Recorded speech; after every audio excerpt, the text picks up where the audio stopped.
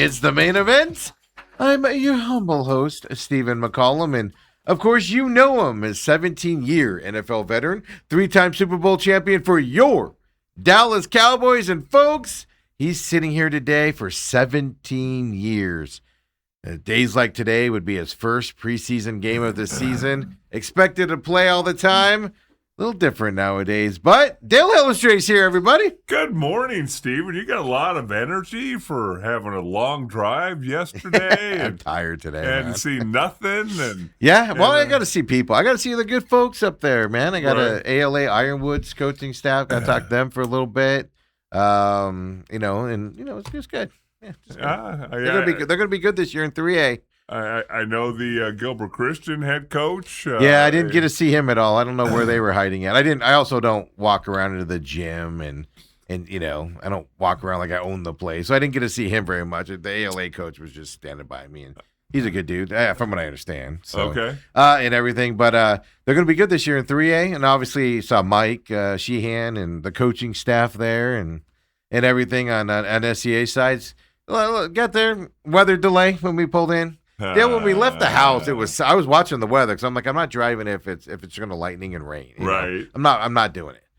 It was clear. There was nothing on the radar when I left the house.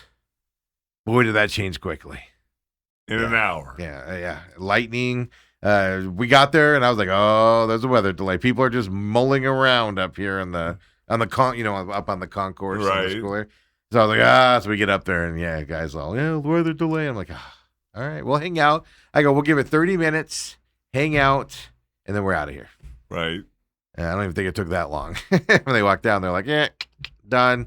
Storm's still coming, so we're just going to call it. Okay. Like, all right, whatever. I mean, safety first, right? But it would have been nice for all of those teams to hit somebody else. Yes. And that's I was talking to one of the coaches on one of the teams. I'm not going to say which one, but they were like, man, we really wanted to see our kids hit somebody else. Because, Dale, there's kids right now that are in practice. They're probably looking really good. Yeah. You get to live action, and maybe they're not going to look as good. Maybe they're not going to like that as much. You don't know. I always enjoyed those scrimmages because first time you hit somebody else. Yep.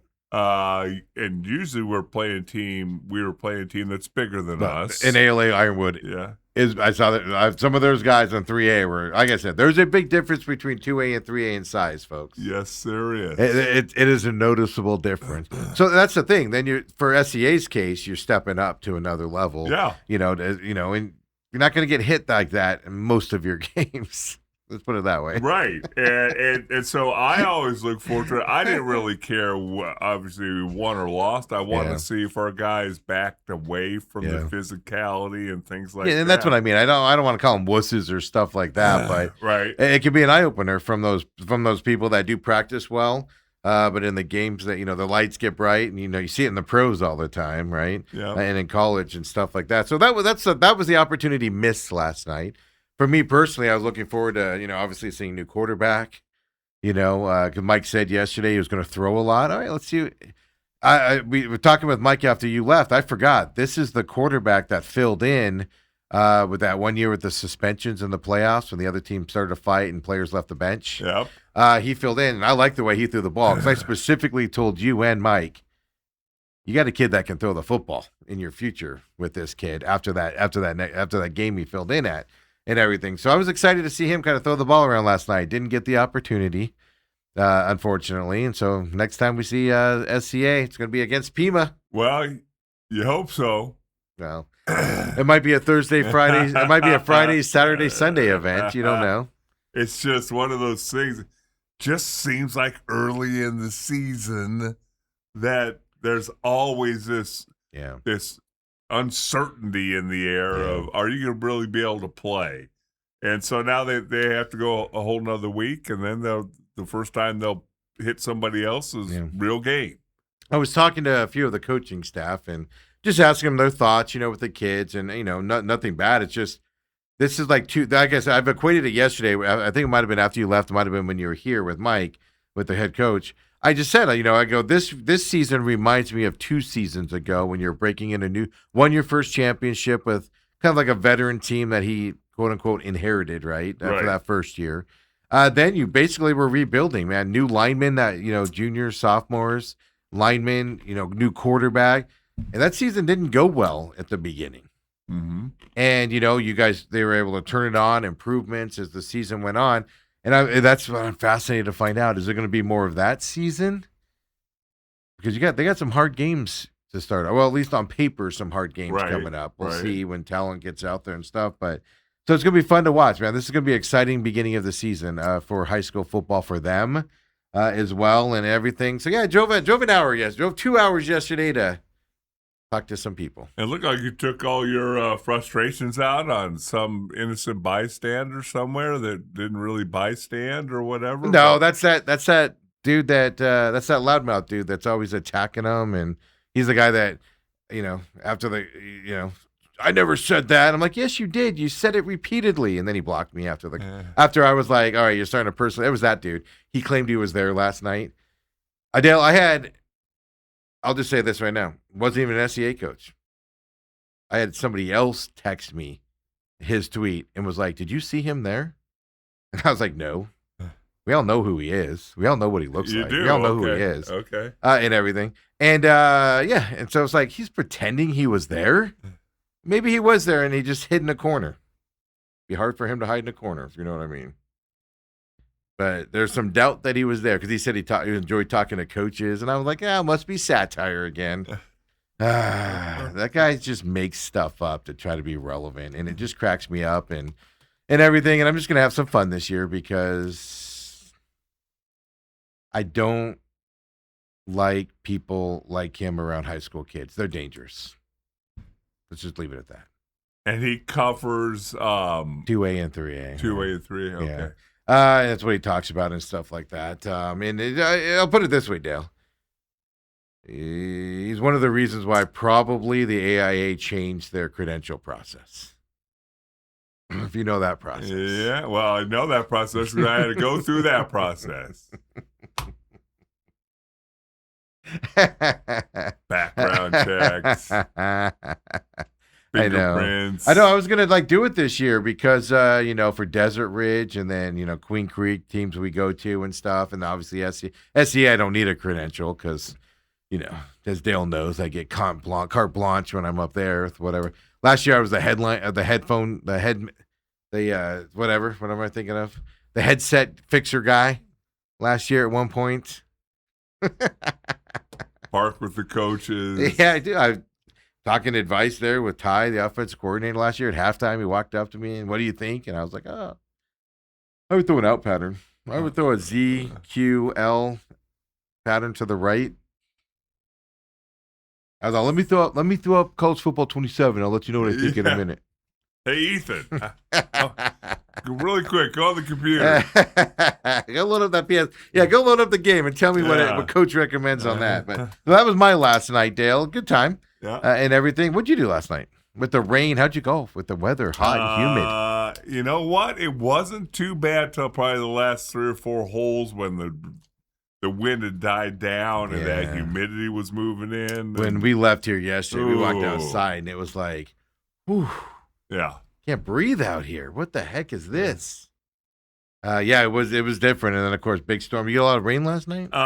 We did. It was more cloudy and it moved in. I think it rained more in the middle of the night. Yeah, that's what it did out at our place and everything. And I kind of slept through that, but thank goodness.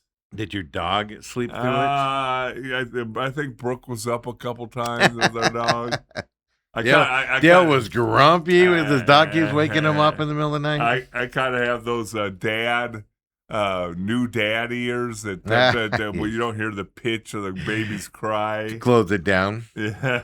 The lady's like, hey, the kid's crying, and you're like, no, I don't hear anything. No, I'm gonna sleep through that. What are you talking about? What are you talking about out there? It'll be fine. I know. I got Ireland. Ireland's got that back to school sickness right now. So the other day I noticed she was all stuffy, and I was like, "Are you stuffy?" She's like, "No, I'm fine. Why?" And I was like, "Nah, I hear some stuffiness in you." Yesterday she texted me at 11:30 and was like, "I'm not gonna survive. I can't breathe. This is ridiculous." So I went and got her from school. It was a half day, but I went and picked her up from school and everything. And when I got her medicine, and she was out. She took that medicine, was just out. But she went to school today. She has a couple tests. She's like, I got a Spanish test. I got to go today. I'm like, all right, go and survive. don't go dying on us. They've been in school for a couple of weeks. Oh, right? like a month now. Okay. It's like they're like a month now. Yeah. It'll be a month next week. Yeah. So this is their third or fourth week. Yeah. So about time you come home with something, with all the other ickiness. Yes. Around there, being in the same spaces and everything. So that's a deal with that a little bit last night as well and stuff. But Dale, tonight, watched yesterday during the day, watched that Diamondbacks game. Yeah, your boys. They are definitely your boys. 5 and after their big homestand, now they're exactly 500 again. On this homestand. Off today, so the good news is can't lose today. No off day. So they can only fall a half game behind. Yeah, half game more behind. Really quick, just still up the NL wildcard standings because I don't want to spend a ton of time on this with Lou coming today. Let's stay positive today. Okay. 5-5 in their last 10. Third playoff spot tied with the Phillies because Phillies have lost their last 2 as well. Padres swept the Brewers. Like I said, Padres are going to be in this fight. You got 3 teams battling this out. Marlins are making a run, though, folks. They're only 1.5 games out right now. They've won 4 in a row themselves. The difference is I think the Marlins will play themselves into it and then go on a losing streak again and play them way out of it. I'm not worried about them being in this for the long term, but it is something to monitor out there and things to that effect. But the problem is this. Phillies were playing a team in the playoffs. Padres were playing the Brewers, a team in the playoffs. And you were playing the worst team in Major League, at least in the National League, I should say. You were playing that team, and you lost 2 out of 3 to the worst team in the National League. And the other guys, Phillies lost 2, but they were playing a competitive team, right, and everything. And you've got the Braves and the Braves and the Reds? Or is this the Brave and I know it's Braves. Or is it Braves and Phillies? Braves and Reds. Oh, so it is Braves and Reds coming up here. You got a hard schedule here, man, and this was your chance. Red Sox. It was Braves and Red Sox on a road trip coming up for 6 for the weekend, and then Monday, Tuesday, Wednesday next week. The Reds and Cubs are at home here the following week. You can't go and lose 2 out of 3 to the worst team in the National League and expect to stay alive in this thing. It's just brutal. It's just brutal. And then you break records while you do it, Dale. They're the second team in Major League Baseball history to lose a 9-inning game when they had 11 hits and 10 walks in that game, and they failed to score 5 runs.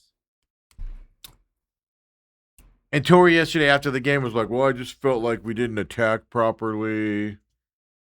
We were swinging at some pitchers' counts. You've been doing this all year.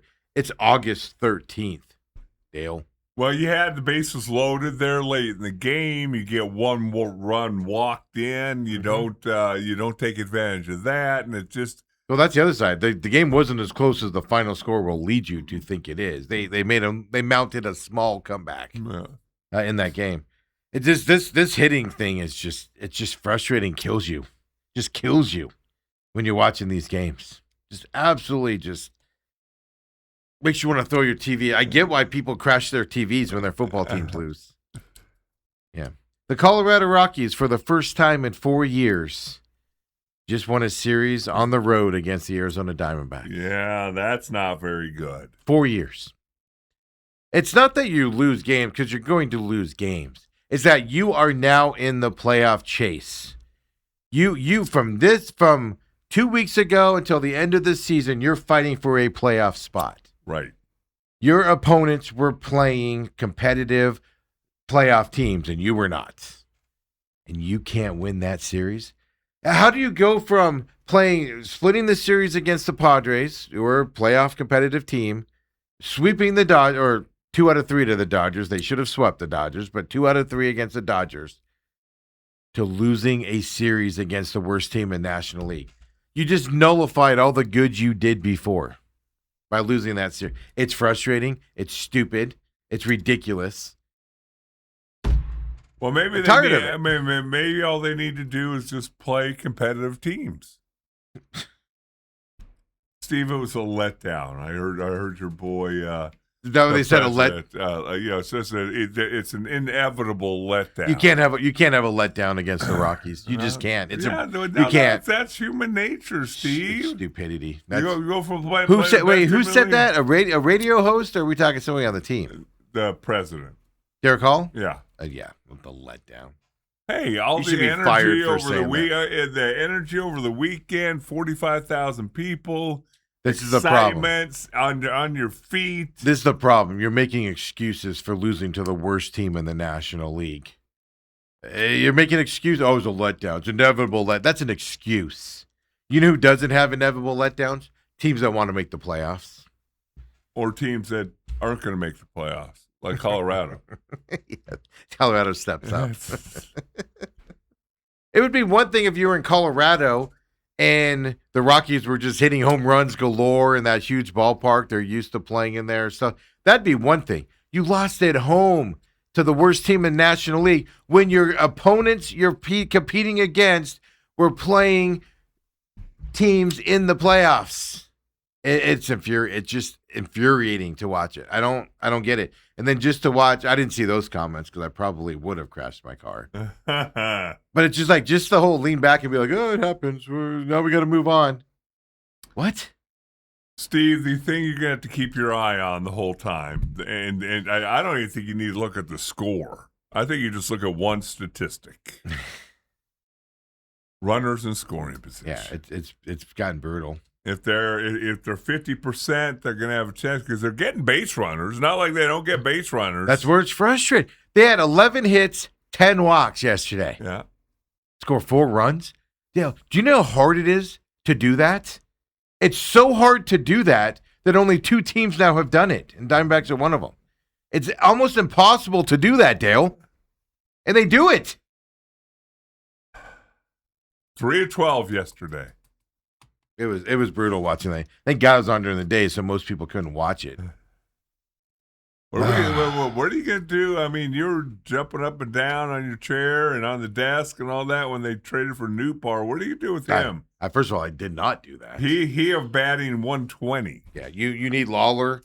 You need Lawler back. Lawler's hit 2 home runs back-to-back games now. You need Lawler back, and you need Gurriel back. That's what we need back. And I'm not even sold Gurriel's going to be spectacular when he comes back. I'm a little worried about him coming back because when he came back earlier this season, he struggled for a little bit, started to pick it up before he got hurt again. You need those 2 guys back. I want to see those 2 guys. I'm done with the Kepler, Nootbaar experience. It's brutal. You got to figure out this hitting thing. And I don't get why we have to continue to go through this stuff. Well, you're waiting for those replacements, Steve. They're right around the corner. That what we're waiting for? Right around the corner. We've been hearing that the whole time as well as on that. Good news, though, for the Diamondbacks. Let's get off that negativity. Good news for the Diamondbacks, man. This gentleman, before he turned 26 years old, 100 Major League Baseball homers, 50 Major League Baseball triples before the age of 26. We're talking about Corbin Carroll, folks. Yesterday, he crossed that level. Do you know the amount, the quality of player he is with by doing that? Well, I know one is Willie Mays. No, that's a different stat. I'll get to that one in a second. Yeah, this one is guys. Maybe you've heard of him: Lou Gehrig, Jimmy Fox, Joe Medwick. I know of him, but he's not the biggest name out there. But Joe DiMaggio's in that list. Vada Prinson's in that list. I have no idea who that is. But you're in the thing with Lou Gehrig and Joe DiMaggio mainly, right? For that level at that point, right? Well, and remember the thing about when those guys were playing, a lot of these ballparks were humongous. Yeah, they didn't move fences in. Yeah, like humongous. And they were eating hamburgers, hot dogs, and beer before the game and after the game and all that stuff. Like they didn't have the strength regimen you got today. Right. They weren't going out and lifting weights and getting stronger and working on their swing, right? The one you're talking about is the only player in Major League Baseball history to reach 50-plus triples. He's has 57 of them, 100 home runs, 100-plus stolen bases. He has 139 of those within 650 career games. That's unbelievable. Yeah. Yeah. So if you go up into the 700 career games level, that's where he's in the category with Willie Mays. Okay. He's with Willie Mays, Lou Gehrig, Joe DiMaggio, and all of these. How fast he's doing this stuff, and this is a 500 team. They're not 500. They're 5-5 in the last 10. Out of the last 10, but Steve, what is their record? Dale, they went Padres, Dodgers, Rockies. Yep. And they're 5-5. Yeah, the best team in the league, and the Dodgers with a really good team. And by the way, you won 2 out of 3 against the Dodgers. You won 2 out of 4 against the Padres, and you still ended up 5-5. It's a joke. 64-58. I didn't realize Derek Hall said it was just an inevitable letdown. Well, now we're just being too harsh on him, folks. Oh, we should just be fine with it. Diamondbacks are fine with it. Why aren't we fine with it, with their nonsense yesterday? Just disgusting. I also heard it was a little warm in there yesterday. Oh, is that what the humidity got to? Yeah. Mel Kelly didn't have a cramp, though, like he normally does. Well, he didn't pitch long enough. Robert says the Padres will separate from the Phillies and D-backs. I tend to agree with you on that, Robert. The Padres went in epic slumps with hitting this is the problem that I have. The Padres went into an epic slump where like Machado was batting like .02 at one point during this season. I mean, it was just, I'm exaggerating, but it was just absolutely terrible. Padres were sucking. Now they've woken up. How come the Padres can figure out how to start hitting when they go into a big slump and get snap out of it and start hitting?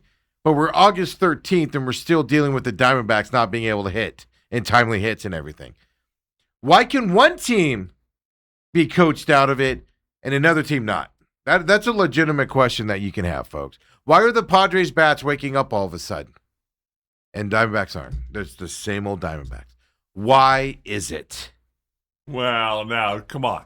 Just because they've woken up now, 2 weeks ago, you were wondering what's wrong with San Diego Padres. You're absolutely right. But that's my point. Yeah. Where's the Diamondbacks wake up to where they go on a 5-game winning streak? They were almost the first place in wild card, They did not. The Diamondbacks have never gone on a 5-game winning streak.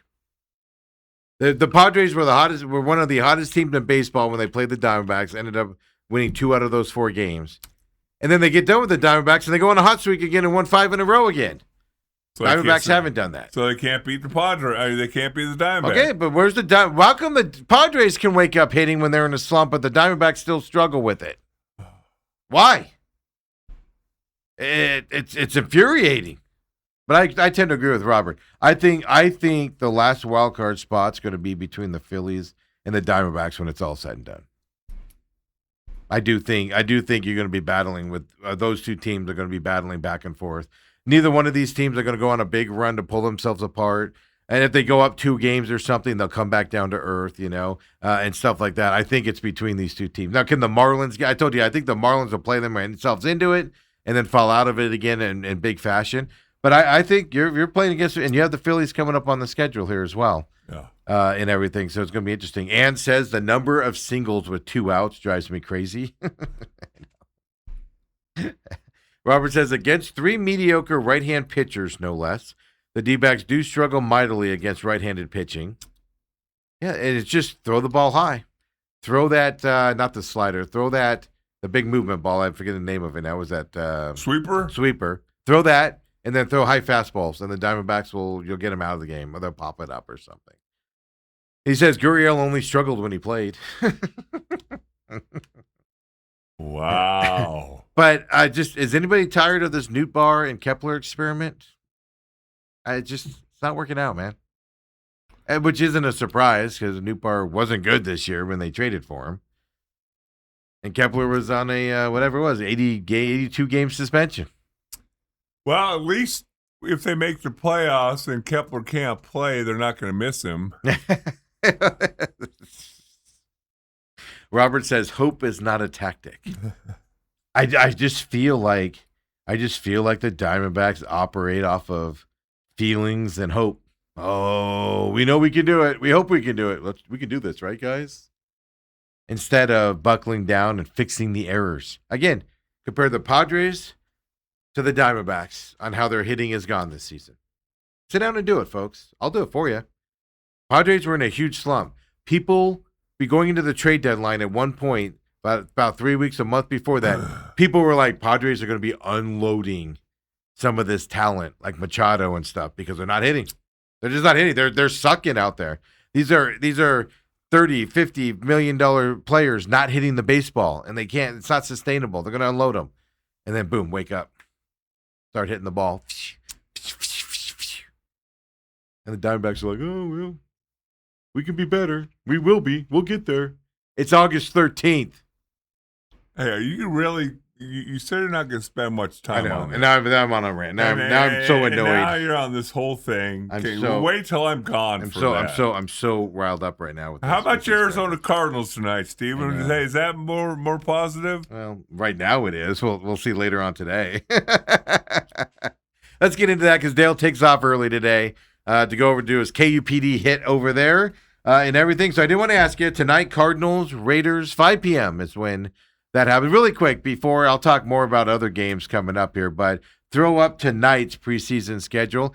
Every team starts playing this weekend.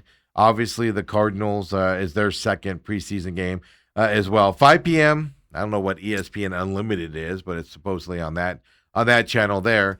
And, of course, locally as well, I believe on Channel 12 as well tonight coming up here. But you do see games there, right? Now, whose starters are playing? This is their first preseason game, so, very limited action type of stuff and things to that effect. And we'll talk Joey Burrow here with Cincinnati in a little bit after Dale leaves with Jaden Daniels' demand yesterday. Man, that kid needs to shut his mother up. What on earth was that all about? Yeah. Hey, Jaden, you weren't as good as Joey B was, pal. And Joey B's not doing it, so shut up and sit down. You should be worried about your commander's side of things. If you retire everybody's number who thinks their number should be retired. He ain't going in before his number 5's not being retired before number 9 is for the LSU. Joey Burrow was. If you weren't around for that, you missed out on possibly one of the greatest quarterbacking jobs that Joe Burrow did for the LSU Tigers that year. Smoking a cigar. Oh, that awesome. Just Joe Cool back there. Yeah. But I digress. I'll talk about that coming up. But Cardinals tonight, obviously a lot of football tonight, 3 games tomorrow, and then a lot of people on Saturday coming up here. But Cardinals tonight, you've talked about it before, what you want to see, especially with the starters. Play a series or 2 tonight type of a situation and everything. So remind everybody what you're looking for tonight in this star-studded event. Just more of the same. I mean, obviously they put up a lot of points as a team last week, but what I want to see, I would hope the starters play 2 series. I'd love to see that get into a little even if they go on a long drive in the first series and score? No, if they go 10, 12 play drive, like Beck took them on last week. Well, that's what I'm getting at, yeah. Then get them out. But if it's 4 or 5 plays, let them play 10 to 12. You want to see 10 or 12 plays is what you're getting. Okay. Right. I wanted to be clear on that. And I want to see the smoothness again. I want to see Brissett now getting the plays from the sideline, calling the play. Everything looks smooth, no false starts, turnovers, all those things that we put those behind us. And then again, if you want to pick out a couple individual battles, if the right side's playing and any of the Raiders starters are playing, I mean, I kind of doubt it. We don't know yet who's playing. I kind of doubt we'll see Max Crosby out there, and not in the first one, and some of those guys, unless he's battling their quarterback on the sideline. Yeah. A fight breaks out in the Raiders sideline. Kirk Cousins and Max Crosby going at it. Well, the matchup I'm looking forward to watching tonight is I think their rookie guy. He was so good last week. He was raking. So now again, secondary. I want to see what he can do against better talent out there. I'm talking about, of course, I just forgot his name. I was going to say, what position? The tackle. Chase Pasantis. Oh, the guard. I kept thinking Brissett as the quarterback. Yeah, the guard. I'm sorry. Yeah, not the tackle.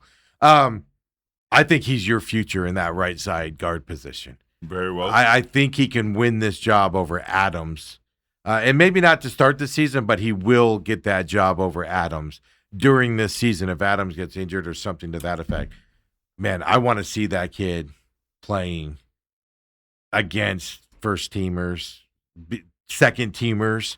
I don't want to see him coming in the third quarter tonight and playing against those guys.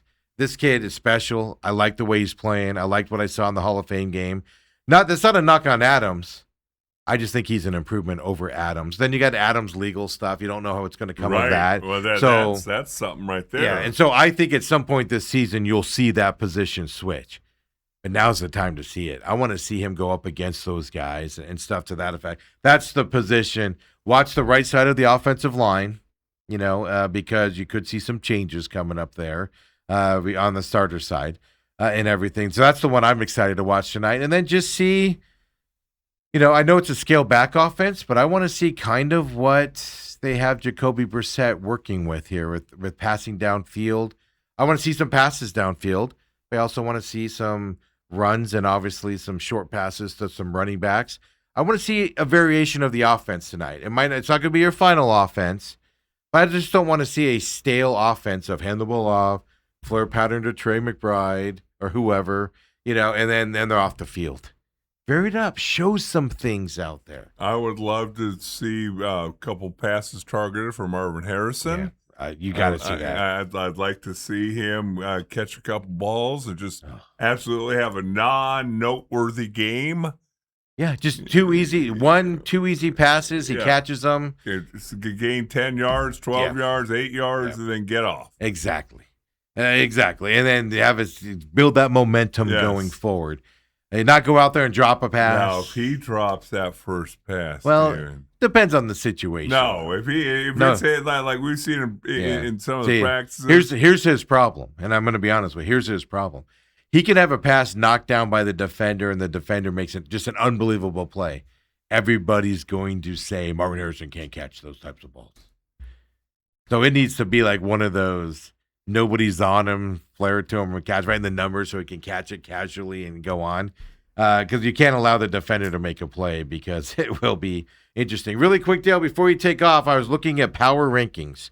I hate power rankings. I think they're stupid. They're just made up numbers. But we pay attention to it because it's the view of the national media of your local teams. This is fascinating.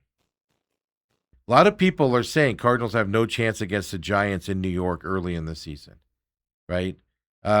People are saying the Commanders is going to be a tough game for the Cardinals when they play them. The Jets, they're not even favored against the Jets. They're 1-point underdogs at home against the Jets. Still. They have the Raiders on their schedule end of the season as well. NFL.com has the Cardinals at rank 26th in terms of power polls. Isn't that interesting? Well, I must be thinking that Carson Beck's going to play a lot.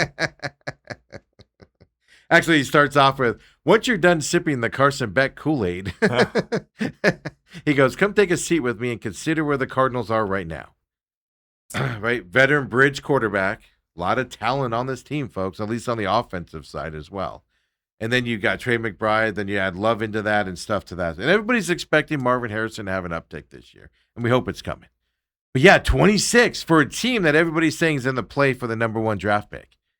NFL. So that was surprising by itself. Then check this out. 27, New York Giants. 28, Cleveland Browns, who they don't play. 29th, Commanders. 30th, Jets. 31st, Raiders. Those are 3 or 4 teams on their schedule. Dale, I'm going to go out spending my over 3.5 money later on today. Here it comes, baby. Hey, and a word to the wise, if you got $10 laying around, you might want to throw it on the Giants tonight. Or tomorrow, whenever they play. I think they play tomorrow, yeah. Yeah, whenever they play, because you've already forgotten. What does John Harbaugh do? Yeah, he wins in preseason. Yes. Yeah, doesn't win the playoffs. You know what the difference is, though? He had talent in Baltimore. Yeah. He's got a lack of talent. People don't realize. I told you that New York. This actually surprises me because a lot of people are like, "Oh, that division." I'm like, man, I think the Eagles are going to win that division, but then I think it's going to be a jumbled mess afterwards. But they have the Giants and the Commanders. 27, Giants 27th, Commanders 29th in this power poll. Cowboys, by the way, are 11th, Dale. Yeah, we'll talk about them as we're getting closer to the season, but I think that the stars might be aligning. For the Giants? Preseason or the Cardinals? The stars might be aligning. Are you talking about the Cowboys? For your Dallas Cowboys, Steven. Whatever. Dak will do something to screw it up. It depends on the offense. If they have a running game, Dak is really good with the running game. No, it'll depend on the defense, just like the Cardinals. I agree with that. They got to stop some. I mean, they need a pass rusher because they got rid of the good one and they had to refill that spot. Yeah, they need a pass rush. Dale, get out of here. For everybody else, I'll keep it rolling. I will talk this Jaden Daniels situation because LSU's learning. Knucklehead. Everybody's learning about the true Jaden Daniels here and his family and everything running the show. We'll talk about that. Like I said, the main thing for me that's insulting about this is acting like you're better than Joey Burrows, man. If every player did a little something, I know he won the Heisman. 1 of 3. Yeah. 1 of 3. But Joe Burrow, only 3 people at LSU have won a Heisman. Oh, okay. 1 of 3. But what did Joe Burrow do that Jaden Daniels didn't do? I think he won a national championship, didn't he? And to act like you're insulted that somebody's wearing your number, man, Commanders can't lose fast enough. Come on back, folks. Main event.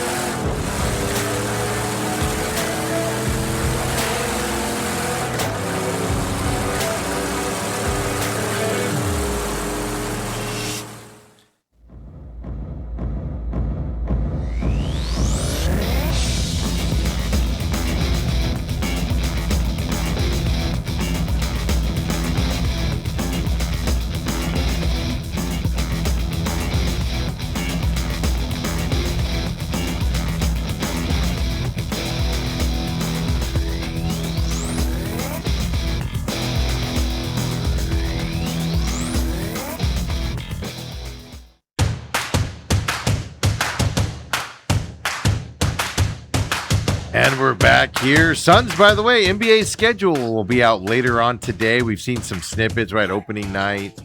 We've seen the Christmas Day schedules. We know the Suns have a few games during Dwayne Rankin. Of course, AZ Central's put out a couple like November games that they got as well. And, so we're seeing it leak out a little bit, but the full NBA schedule will be out later today for those of you that matter. And, a lot of talk lately about, the Ishbia's company and how it's tanked. It's really stepped up. We brought it to you guys a week ago. Now, of course, I do McCollum on business. I pay attention to business stuff. It's one of my passions out there. So we were on that last week when the stock tanked and he had to put money back into the company, or his company had to put into it. They suspended their dividend and everything. But now it's really getting play here from people around town, especially on the social media side of it. On paper, it's not going to affect the Suns at all in terms of spending and stuff like that initially. Now, over time, it could be a different story that happens there, but it is a true threat. Because if you don't know how it works, these guys use their owning of sports teams as write-offs for their other stuff. That makes them money. So it is interesting to see that narrative kind of coming out with a lot of question marks from people and stuff like that. They let Hightower, who they just signed as a free agent in February, they released him yesterday off of the roster. I was trying to dig into why. Is it money saving? Yeah, technically, but not a huge amount. So it's fascinating to see. But the NBA 2027 schedule is out today. We'll keep our eyes on that. The basketball schedule is nothing like how many back-to-backs do you have? How many long road trips on the East Coast? When do those happen? Type of stuff. Back to back. So are they home and homes? Are they on the road? On the road? Those types of stuff is what you look for the NBA schedule, of course, coming up. We know, I don't have it in front of me, but we know their opponents for the, NBA Cup games, if you care about that situation. You've got to look at that. But it is, NBA schedule out there. Really quick, as we said, Cardinals tonight, 5 p.m. from Las Vegas. It'll be interesting to see. I was looking this morning. I've heard some rumors about the Raiders and who they're going to play and how much and things to that stuff, but nothing definitive from anybody. We do know Cardinal starters are going to start one or two drives here tonight, and then turn it over to the backups here. Brissett, obviously, that does include him out there getting some live action tonight. But another game, I just want to see fluidness. Watch that right side of the line. I think there's a real competition between Adams and the rookie there. We just talked about that. It's going to be interesting to watch that and just see the offense play calling and how does it stay open like it did last week a little bit, or are we just going to get conservative offense here in preseason? Last week was a refreshing sight without Petzing here running that stick in the mud offense that he ran the last couple of years as well. So we talked about the power rankings, a little bit of a surprise. 26 for the Cardinals, with some of the teams on their schedule behind them, at least in the initial power rankings here by NFL.com, is what we saw there as well. So football's back, baby. Ethan, if you have it, put up that schedule for tonight again, just for preseason night. 3 games tomorrow and then a bunch on Saturday. Obviously, like I said, I went through and was just looking who's planning on playing. Like Indianapolis tonight, Richardson's going to get a lot of playing time tonight for the Colts. He's their third stringer. They're profiling him to hopefully trade him here before cuts happen. So you'll see a lot of him tonight. New England, we'll see what they do, stuff like that. Chargers, they don't play a lot of their starters in the preseason as well. We'll see going into it with their injuries that they're always concerned about there in LA, right? San Francisco has huge injury problems. You're not going to see anybody on that top level for them playing tonight. Most likely, as they just nurse it, they kind of baby them out there. Green Bay, Pittsburgh, right? You're going to see Jonathan Gannon's defense. If you want to tune into that at 4 o'clock, tonight, as Gannon is the defensive coordinator of Green Bay. Don't expect to see Aaron Rodgers, right? He said, McCarthy asked me to play every preseason game. Well, we'll see if that comes to fruition tonight in Pittsburgh as well. But there's your games tonight for you. Of course, the one we're interested in is our home team here in Phoenix, at least, the Arizona Cardinals, and we'll pay attention to what else happens out there as well. But I want to spend a little bit of in-depth here before Lou gets in here at 9 o'clock. I want to get a little bit in depth on this Jaden Daniels situation, if you haven't heard about this. Jaden Daniels, obviously Arizona State, transferred out late, said he was staying here, transferred out late, went to LSU, wins the Heisman Trophy, some good success there, wins the Heisman Trophy, and now, of course, Washington Commanders. If you missed the story, he didn't just come out and ask LSU to not use his number or give the number to somebody, anything to that effect. Didn't even ask about it. He sent a cease and desist letter to LSU about his number and everything. What? Again, I get it. You won the Heisman Trophy. Sources are saying that he's deeply troubled. He's very upset that they gave his number 5, to a cornerback, who, by the way, is a good cornerback for LSU as well.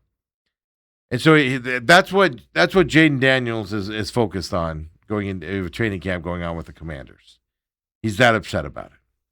Folks, make no mistake about it. It's coming from Jaden Daniels' team, which includes family members who worry themselves with stuff like this.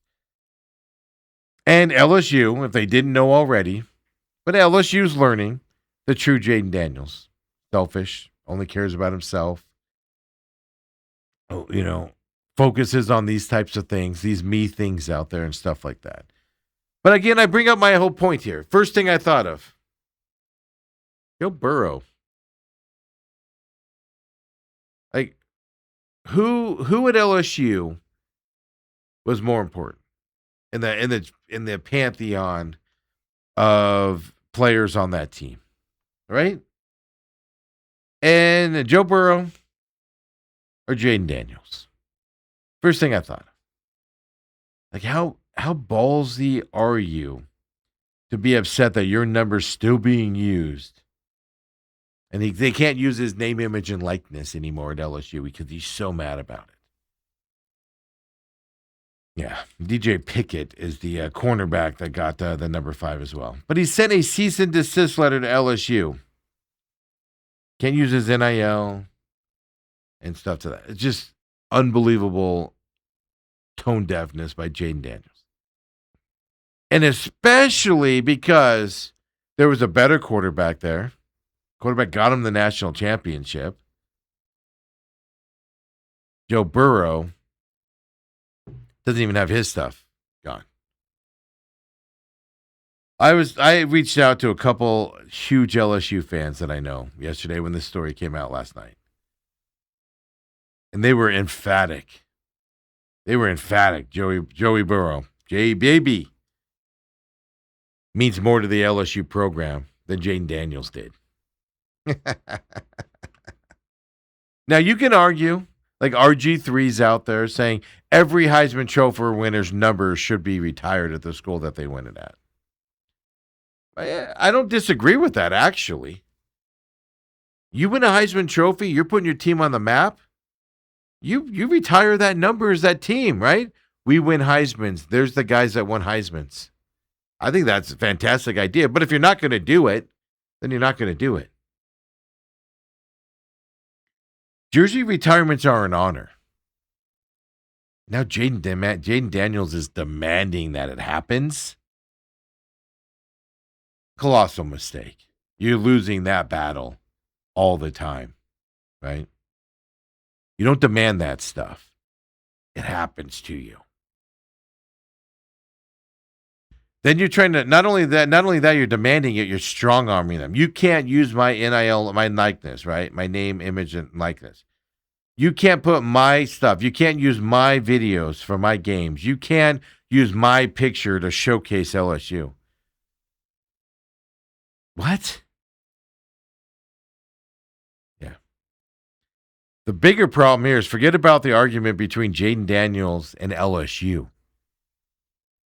LSU, he's pitting himself against LSU fans. LSU will survive without showcasing Jaden Daniels because they had a better quarterback there in Joe Burrows. So they'll survive without showcasing Jaden Daniels. He could be forgotten as an LSU quarterback while they hype up other stars on that team.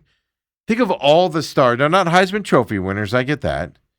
I would actually argue Heisman Trophy winners aren't that special. It's kind of a joke award out there and stuff like that. But you're setting yourself up against the fan base as Jaden Daniels. You're basically telling your fan base, sorry, guys, you don't get me. You don't get to use me or talk about me or anything like that. Because I'm the great Jaden Daniels. When you put yourself up against another legend on the team, again, Joe Burrows, that's not a good look. Not a good look at all. You're gonna have people turn against you that were all out. I know LSU fans from that era that to this day, when they reach out to me and talk to me, first thing they say is, "Oh, wish you would have had Jaden Daniels there and kept him there, huh?" It's just constant needling, right, on that. Now you're going to put yourself in this gap between the fans and you guys and you, to where the fans are going to be like, yeah, I don't get what the movement is and everything. He said he felt profoundly disrespected was the word. I was trying to find the wording. Profoundly disrespected is what he's saying he is because his number was given to somebody else. And the better quarterback, the guy that brought a championship to LSU, Nothing. Just, allowing this stuff to happen, quarterbacking in Cincinnati, trying to get better in Cincinnati. And right here in the middle of training camp, Jaden Daniels, that lawyer's not just sending that letter without approval. He's worried about that type of stuff. Really? And I'm just telling you, between those, he's picking a fight with a legend in Joe Burrow. I think majority of LSU fans will choose Joe Burrow over Jaden Daniels. You have a chance here to wash your history away at LSU and act like you weren't there. If that's what you want, Jaden Daniels, I'm sure they'll oblige you. But LSU fans, my favorite part about this is, and it's, and it's not a good thing, but it is kind of funny to sit back and watch, LSU fans being shocked of what that Jaden Daniels is this way. This kind of cracked me up a little bit, Yeah. But if you're, forget about now you got the LSU angle we just talked about. You're right in the middle of training camp. You're coming off of a big injury, new offensive coordinator for the Commanders this year. Expectations are high for the Commanders, and it rides on your shoulders. And you're going into your first weekend of preseason games, at least the Commanders are, and this is the distraction you want out there on top of it. Guess what everybody's going to be asking the Commanders and Jaden Daniels when they meet and stuff like that. This is an important season coming up for Jaden Daniels with the Commanders, and this is how it's starting, a distraction over your number at LSU. I get it. You don't care about what people think about you? Cool, fine, whatever. You get that side. Why push people away, man? And, a lot of people, I've seen a lot of people, defend Jaden Daniels and say, well, it's not Jaden, it's the people around him. I got news for you, folks. He hires them. He allows them to do it. Jaden Daniels. It is Jaden Daniels because though he wants that attitude there. If he didn't, they would all be blown out today and he'd be out apologizing going, that's not what I want. I'm done. I'm sorry. That's not what I want. I've replaced everybody that even thought this was what I wanted. It comes from him, folks. It's time to stop doing it. Stop defending the guy. He sent a cease and desist. It wasn't a public comment. Like he could have gone to the microphones at Commander's practice and been like, it's kind of insulting. They're using my number still. I did it. Why want a Heisman from him, and said it publicly. He had a lawyer send a cease and desist to them. Who does that? Who has done that ever?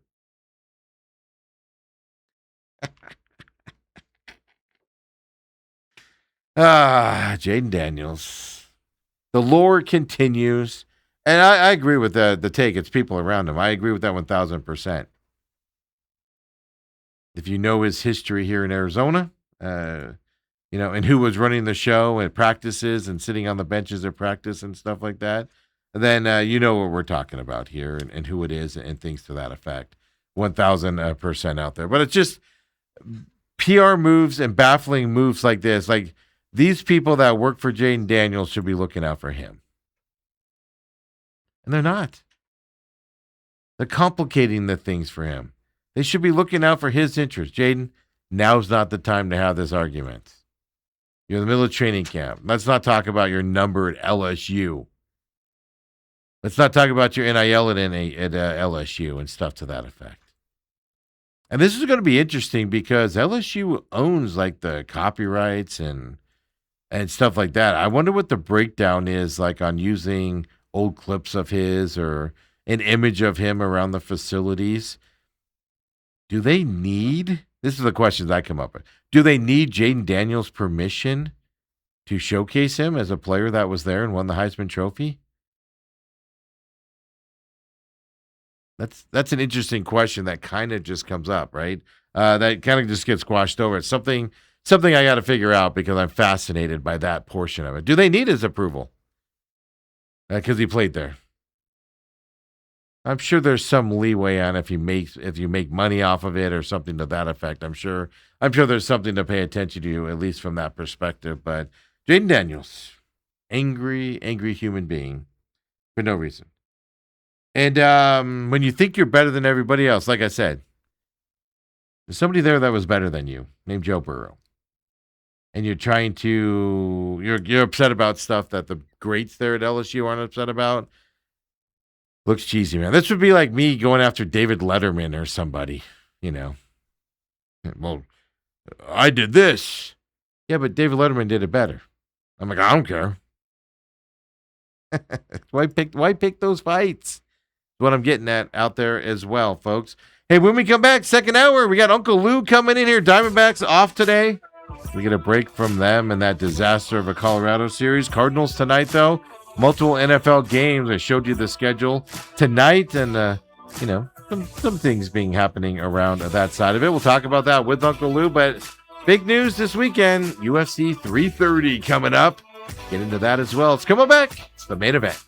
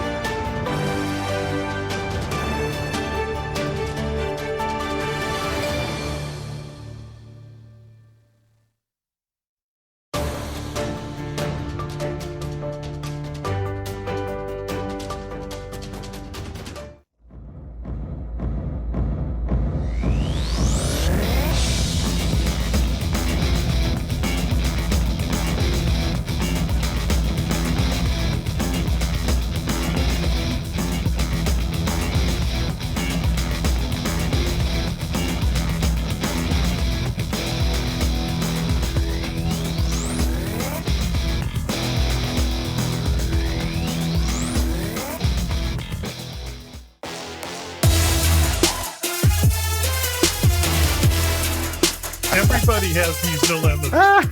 Lou just put me in my place, folks. Lou, do me a favor. Drop down that chair a little bit, if you would. Corey, move that mic a little bit closer for me. We'll get Lou all set up here. We were having fun during the break. I feel we did. Lou will get it. Lou will get it. Lou, last week we had such a great intro that I was able to put it out on social media today and everything. And now that'll be our intro for next week when I do it. I put it out on social media. We'll just cut to the outro. Which, at this rate, maybe sooner than later. Exactly. What a Thursday it is out there with the weather. Of course, on Thursdays, Uncle Lou joins us. Gamblu.com is where you can find him. Of course, Gamblu on X as well. And if he's a contributor, numbered event this week. So I imagine Lou's going to be on several sites. He generally goes on a little bit more here during numbered events coming up here. But Lou, how you doing today? I'm doing great. And that brings up a great point, because Steve week in and week out allows me the platform to come out here, tout the San Xavier mission, and then talk about sports, gaming, from really my perspective. We share perspectives, but he allows me to get mine out, much of which can be hopefully worthy of your consideration. Much of isn't. So you're just going to have to weed through it and see. But we're talking about NFL subjects and UFC subjects that are important. There's the web page there. That's how you can find out all about me, Gamblu.com. I mentioned the San Xavier mission. The bands on the top are where you find out the sports I work, what I do, how I do it. But that San Xavier Del Bach mission page is great because that is a mission in Arizona. It's the oldest in the country. It was built in the late 1600s. They're doing great work down there, and we're a big part of routing every bit of interest to them we can. I've included a link to their mission for your consideration. Surely Gamblu.com has taken that, as well as a young man going to school in the Dominican under our wings to try and give back to our community. And this San Xavier Del Bach mission is so indigenous to Arizona. I'm so fortunate Steve lets me show it up every week. Absolutely. By the way, I did get confirmation. I saw somebody was by there. They did take down that front facade. It doesn't mean the work's done, but they took down the scaling and all that. You mentioned that a month or two ago. It is done. I've substantiated. Okay, It's done and clean and all white, and they've been working on it. They were trying to since I put went color back college into it. there. Yeah. Because what happened is in the late 1800s and stuff, they didn't know how to fix stuff, and they tried, and they made it more complex for this time. Well, then it was just adding the colors back. The colors went away over time and stuff, so they added it back in. It looked really nice on the picture I saw. So next time I'm down there, I'm going to have to make a little trip down there and get updated photos of it. But no, that's the important part of it. No matter, I don't want to lecture anybody here, but in the economy we're in, the world we're in right now, find somebody that you can help out and support out there. And that's what Lou does. And it's a heck of a mission down there. They have schools and, help the community out down there and all of that. And it's great to see that aspect, especially, like I said, I don't want to knock out gamblers out there and handicappers, but a lot of them don't do it. It's all about their profits and what they can make. Yeah, so. but I'll say it. My clients, I found that they have some money, and you'd be surprised at how many have gone directly to the link, which is just fabulous. Yeah, I agree. That's why I like to push it. When he has it, he has it. We're trying to get them when they have it, and we're trying to help them get it. Instead of giving it to the DraftKings, the DraftKings of the world, we try to give it to the people that need it and want it. Well, wherever they use it to earn it, but hopefully it's through legal channels. So it's always part of the fun. But Lou, of course, covers NFL. Obviously, that season's getting ready to start. Preseason technically is underway, even though it was last Thursday, but it starts tonight. Tomorrow and Saturday, there's games out there and everything. Well, I've been going through all the teams trying to figure out who's playing, who's not. Cardinals starters will be playing tonight, stuff like that. But just in this preseason, I've been asking you kind of just like season outlook on teams and the question marks around camps. And we've talked about the Niners and their injuries. We obviously have talked about the Cardinals. I'm bullish on the Niners, though, overall. We've talked about the Cardinals. Really? I'm bullish on the Cardinals, too. Ravens, at least a few weeks ago, you were down Ravens. on them. You said under 11.5. Yes. You like that number early on. Coming up here, new coaching staff, among other issues up there. Let me ask you this, because I know power polls, I hate power polls, but I pay attention to them only because it gives like a national perspective of what people think. They're just made up numbers. I generally don't like them, but it tells us what the national. I use them. I already have mine. They're called power rankings. Yeah. And my numbers go from either side of zero. So a zero team is a team that is like Indy. Yep. So it's fascinating how it gets lost and I can't stand them.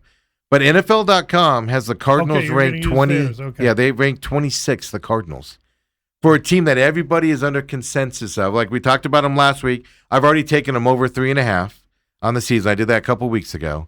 And when the number was still a plus, I believe it's moved to a negative now. But a lot of people were negative on the Cardinals, saying they're going to be vying for the number 1 draft pick, whatever. We got a number 26 ranked Cardinals on this power poll. So that at least tells me, and you talked about it last week as well, how there's nothing but up and things to that effect. Cardinals are Cardinals. I'm not that they're being watched. Is what I said. Well, exactly. I'll sum it up on my own, saying it's only place to go is up with them, right? But after them, right? We talk about this Harbaugh with the Giants. They're ranked 27th. Washington Commanders 29th on this power poll list and stuff to that coming into here. Even the Raiders with a new head coach there, Kubiak, who's highly touted. Rookie quarterback who's not going to be the starter going into this season. It's going to be Kirk Cousins. But the Raiders 31st on this list as well. Then the Dolphins come in at 32nd. So just surprising, kind of shocked by a little bit on that, because I see a lot of people high on the Giants just because Harbaugh's there. And at least this power poll, and I've asked you about the Giants before. I just think they have a lack of talent, on that Giants team. It's going to take a year or two to build up that talent there to what he's worth. Quarterback, they got this kid Scadaboo. Yep. They have the wide receiver coming back off Neighbors. An injury. They got a new coach. They have a great attitude. Have you been watching any of their camp? I have, stuff? I mean, right now they're 0-0 and going for a championship. They believe they can contend in the East. That's what they believe. So you believe that's all a bunch of hogwash. But I don't think that you can get away with saying they don't have talent. No, I mean, when but they a have depth that of talent. kind of offensive prowess. Depth of talent. They have stars, but after that, when you start dwindling it down, what you need for injuries and things, I think we're a year or two out here from the Giants taking that next step up, at least in that division. But then that also shocks me a little bit about the Commanders. Obviously coming off of injuries, but 2 new coordinators for them going into this season as well. Jaden Daniels coming off of that injury. I just talked about the garbage situation where he's focusing on college. You kind of put me in my place there off air. I'll let you repeat that on here regarding that and distraction-wise and stuff like that. But a lot of people are, we're high on the Commanders to compete this year, and at least on this NFL.com, ranked 28th. And Stephon Diggs is there in Washington now. That's a late addition since you did all of your stuff there. Does a receiver change your opinion on a team at all, Lou, when they're added? Well, you have to consider it. And he went where again? He's with the Commanders. With the Commanders, yes. Yeah. Which really, Terry McLaurin's the happiest guy about that. And it's interesting that Washington keeps addressing offense when it's their defense that really they need to address. But what I will say is that Diggs, while it's a plus for Washington, doesn't overcome the minus that Laramie Tunsil makes. Laramie Tunsil was the starting tackle for Jaden Daniels, and Jaden Daniels and Washington's offense clogged up last year because of offensive line, so they got this Tunsil solidified at left tackle. He's gone now. Okay? Torn tricep.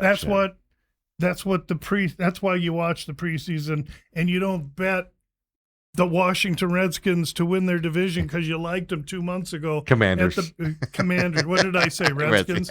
I'm sorry. We all do it, Lou. It's all right. At the behest of some guys talking on the radio to fill air. So I'm just saying, we really need to be in a hurry to find out more than the average person does about the NFL. And the average person that bets on the NFL knows absolutely nothing about the NFL. And I realize also that at this point, I know nothing. That's why I'm going to use the preseason to try and equip myself so that I know more than nothing when the season starts.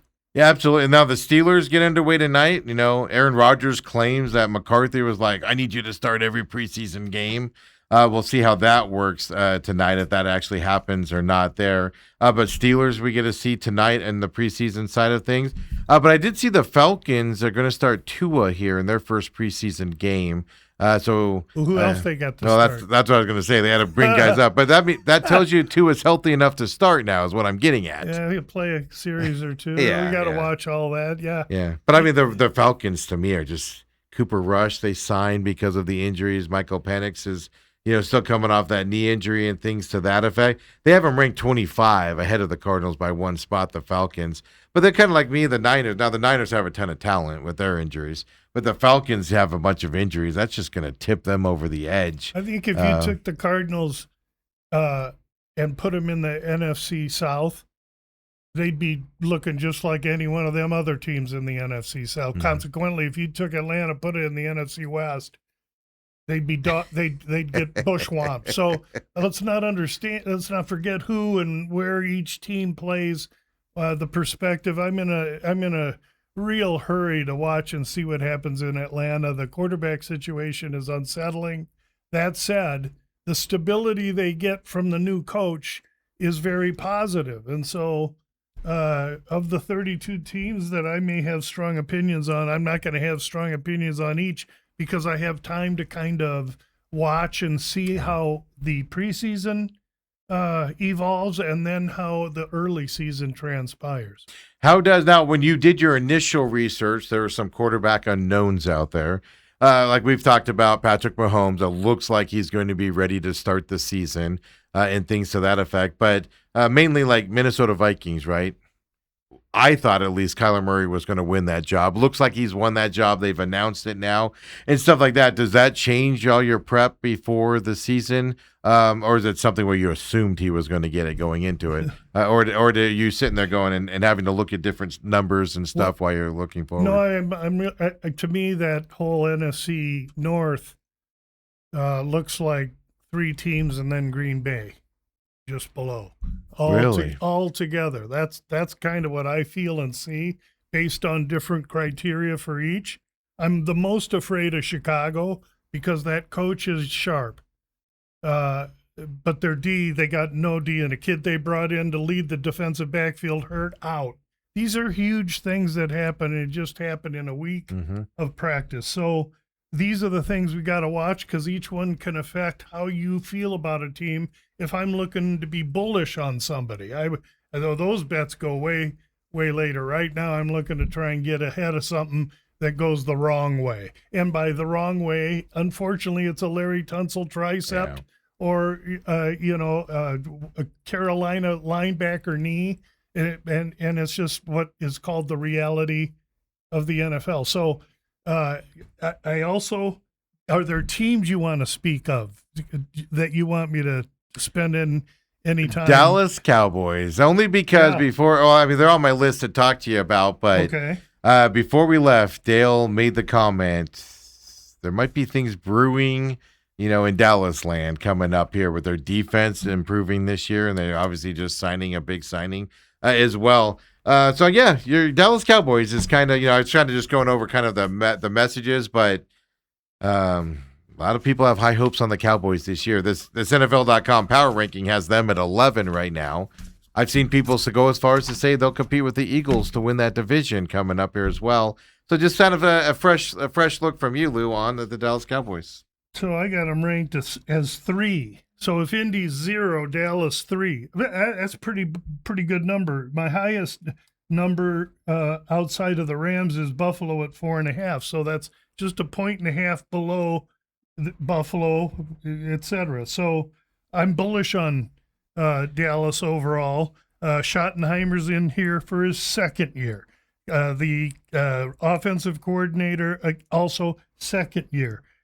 Defensive coordinator new, and they're going to need him to be Houdini or I don't know who the modern magician is, because last year Dallas's defense with the Cardinals was absolutely putrid. It was horrendous. It was embarrassing. And so a dynamic evolution in defense means that they're at 23rd this year or 24th in the NFL. And so this is a team, offensive line rank 18, not so bad.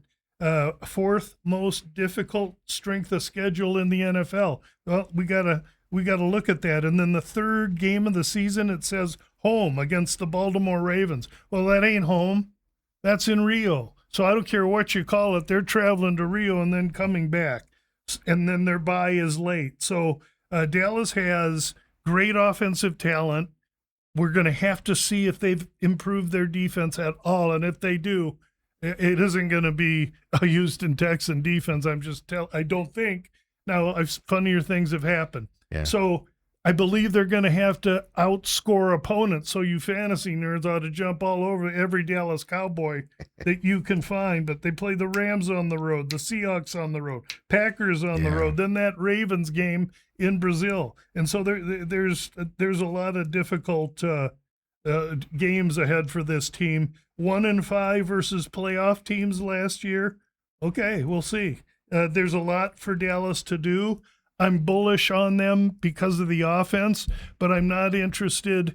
I think their over-under season totals 8.5. Yeah, it was 8.5 last time I looked. Right. Anything right in the middle, 7.5, 8.5, 9.5 when you're playing 16 games. I don't want those numbers when I bet. I want to go over low numbers and under high numbers, because the ones in the middle make me sweat and work all the way to December. I don't want that. I want to win these babies early and move on. I hate to be greedy, but that's what I'm trying to do. Yeah, I mean, Dallas on paper at least improved their defense. Now, like you said, but the schedule for Dallas is what scares me. You just mentioned it. Oh, it's brutal. Seattle, Rams, both on the road. Now they get the Cardinals and I'm forgetting the other team all of a sudden. Houston, at Philly. At Houston.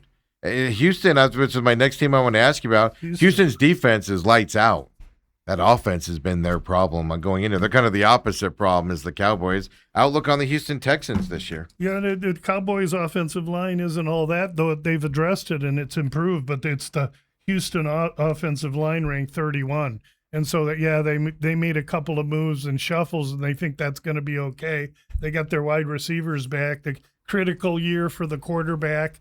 If the offensive line doesn't improve, it's the 27th most expensive offensive line in the NFL. So by design, Houston has not spent money there on the most important facet of the game. That's what I track, offensive line and front seven. Now, Houston front seven's number 1 ranked.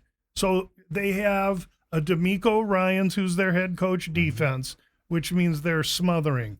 And they're going to come back with a 0-0 record this year. And I think they're going to be a really dynamic team, but I can't be bullish on a team with that kind of especially when I look for Indy, depending on the health of the quarterback, which is this. Mm-hmm. Daniel Jones, you're talking about? Daniel Jones. I mean, we're gonna an Achilles under a year. I ain't buying that. But anyway, we'll see how it starts because Indy's a good team. Last year they started great. They just didn't. They got hurt, and we'll see what happens this year. But let's not forget Jacksonville. Jacksonville's a really, really good, solid team. Being quiet, nobody talking about them. That's a good team. And then you have Tennessee with a new coach, new attitude. That defense is going to be top 5 this year. Write it down in pen right now. They're going to play defense for this Salah. But we're going to have to see how the offense comes around. I think it could be some big play stuff. I don't see them contending for a Super Bowl or anything, but I see them as being very improved, and that's going to put pressure on Houston, which is the team that you were originally asking me about. They play 4 sets of games where they're on the road back-to-back. Most teams have 2 sets of those. They got 4 sets of those. They have a week 8 bye, and other than that, what are those road? I don't know if you have it in front of you. What are those road pairs apart? I mean, are they travel far? Well, no, I checked travel. Okay. They never get. The NFL rarely gives you San Fran and then Miami. That's what I was wondering. But if it's in division, those are short hops. No, you got Indy and Dallas. That's geographically easy. Jacksonville and New York, Indy and Baltimore, and then finally Philly and Green Bay. So they're making sure that it's not killer travel across time. They're not sending you to Brazil one week and then Seattle the next. Right. Yeah, the Texans, it's just everybody's kind of hyping up at, that defense is going to be, they added David Montgomery, of course, but it's hard to run if your offensive line isn't creating holes and things of that effect. I can't say it. I can't agree more. And so we're going to have to see. And then Mike Lombardi, who was with the VSiN network for many, many years and left to go be GM of North Carolina. Yeah, well, he might be back soon to VSiN. he would always say, hey, bad offensive lines don't travel. And you know what? The dude's been in the NFL, so I buy into that. Yeah. And so we're going to have to watch Houston a little bit early. But I believe overall they've got a solid running game. We'll see about the quarterback. Their skill positions are great. Yeah, they got Tank Dell back this year. That defense is just going to be unconscious. So that's a fun division to watch. Everybody's high on this next team I want to ask you about because this one's been itching at me for a while, and I've been kind of watching it. Everybody's always high on them. First of all, when you say everyone, the first thing I'm going to do is run. And, exactly. And that's why I don't listen much to my own network this time of year because they tend to group and see things similarly. I don't want to know what I want to know what my study says. And that's how I'm going to. It's just every year people are high on this team just because of the talent on their offensive side. Their defense has been terrible, and that's Cincinnati Bengals and everything. Right. It just everybody every year picks them as a team to compete, and then of course Joe Burrow gets hurt in preseason or early in the season, and then it just staggers after that. So you have the injury concerns with the Bengals here as well. Their defense. They started investing in it in this offseason. So I was just curious, with the Bengals, because like I said, every year it's like the same story with them. So your thoughts going into the Bengals this year? Well, my notes have an under with an underline. But Zach Taylor, head coach, we'll see. Mostly my issue with them is their offensive line ranking at 28, despite the fact that they spent some money on the offensive line this offseason. So they have the third easiest schedule in the NFL because they were so poopy last year. They earned a great schedule, and they have a -4 rest disadvantage, which actually hurts them. That's the 7th worst, and you want positive rest advantage over the course of your schedule, not negative. Be that as it may, it is what it is. Now, also with the Bengals, there's a game on November 8th that is at Cincinnati. Oh, no, it isn't. That's at Madrid, Spain. Okay, so you can call that a home game, but it isn't. That means they're playing 7 and 9 on the road. So that makes it tougher despite the fact that they got a nice, easy schedule. And then they come back off of Madrid without any rest to play the Steelers at home. So the offensive line is really, it's almost the same thing as Houston when I look on the offense, except for Houston's defense is smothering, and Cincinnati's defense is like Dallas. They have to improve, just try and get to 22. If they can do that, this offense will outscore you because unlike Houston, you got Burrow, these receivers, but Burrow's going to get hurt again, not because he's fragile, because he's got me blocking for him. You got to get some horses up there, for crying out loud. That's why I track this stuff. Offensive line rank 28, front 7, 26. That means you got a bunch of tiptoers on your team, bro. A bunch of guys they're good for touch or flag, but we're playing tackle football here. Give me some horses. So I am not bullish on Cincy. Okay. I'm not bullish on Baltimore. You've heard me say that. I think all 4 of those teams that's another one like NFC North. 3 teams, but way down is Cleveland instead of just a little bit for the Packers. Pittsburgh, you're putting in that same type of a category. I think with those them? 3 look all the same this year. Cincinnati's look is no D, and if they can keep Burrow alive, and the other 2 teams will have a better D. Yeah, it'll be fascinating to watch that whole division as well. It is interesting. You brought up the in your conversation there, you did bring up how nobody's talking about the Jaguars. On this NFL poll, I just looked it up, NFL.com Power Poll, Jacksonville Jaguars 7th in the NFL they have ranked this year. And it's quiet for them, right? Nobody's looking at them this year. Nobody's talking about them going into this season. Liam Cohen did a great job last year with this team, and they're expecting improvements from it, at least on this power poll, but it is quiet for them. And that's when I think teams are the most dangerous, is when it's quiet going into the season for them out there. So we'll keep talking to Lou as the preseason goes on here, as we lead up to the main deal. I'm going to test your theory, though, on when everybody is one way, if you go with them.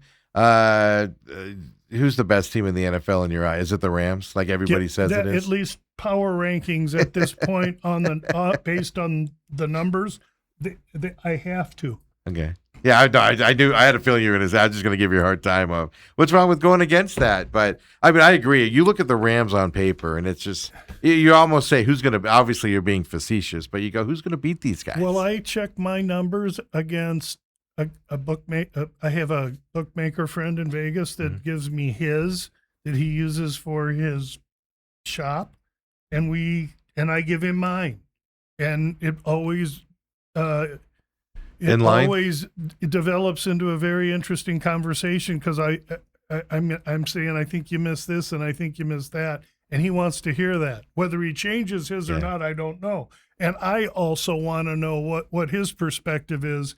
Because there were a few that I may have missed too, and it helps me shape myself now, because I still have 3 weeks of watching this stuff to further manipulate this and get it ready for week 1. But the foundation of my NFL handicapping comes down to my power rankings, and then when I set up each week, I work a week ahead in the NFL, because the bookmakers put out a look-ahead line each Tuesday.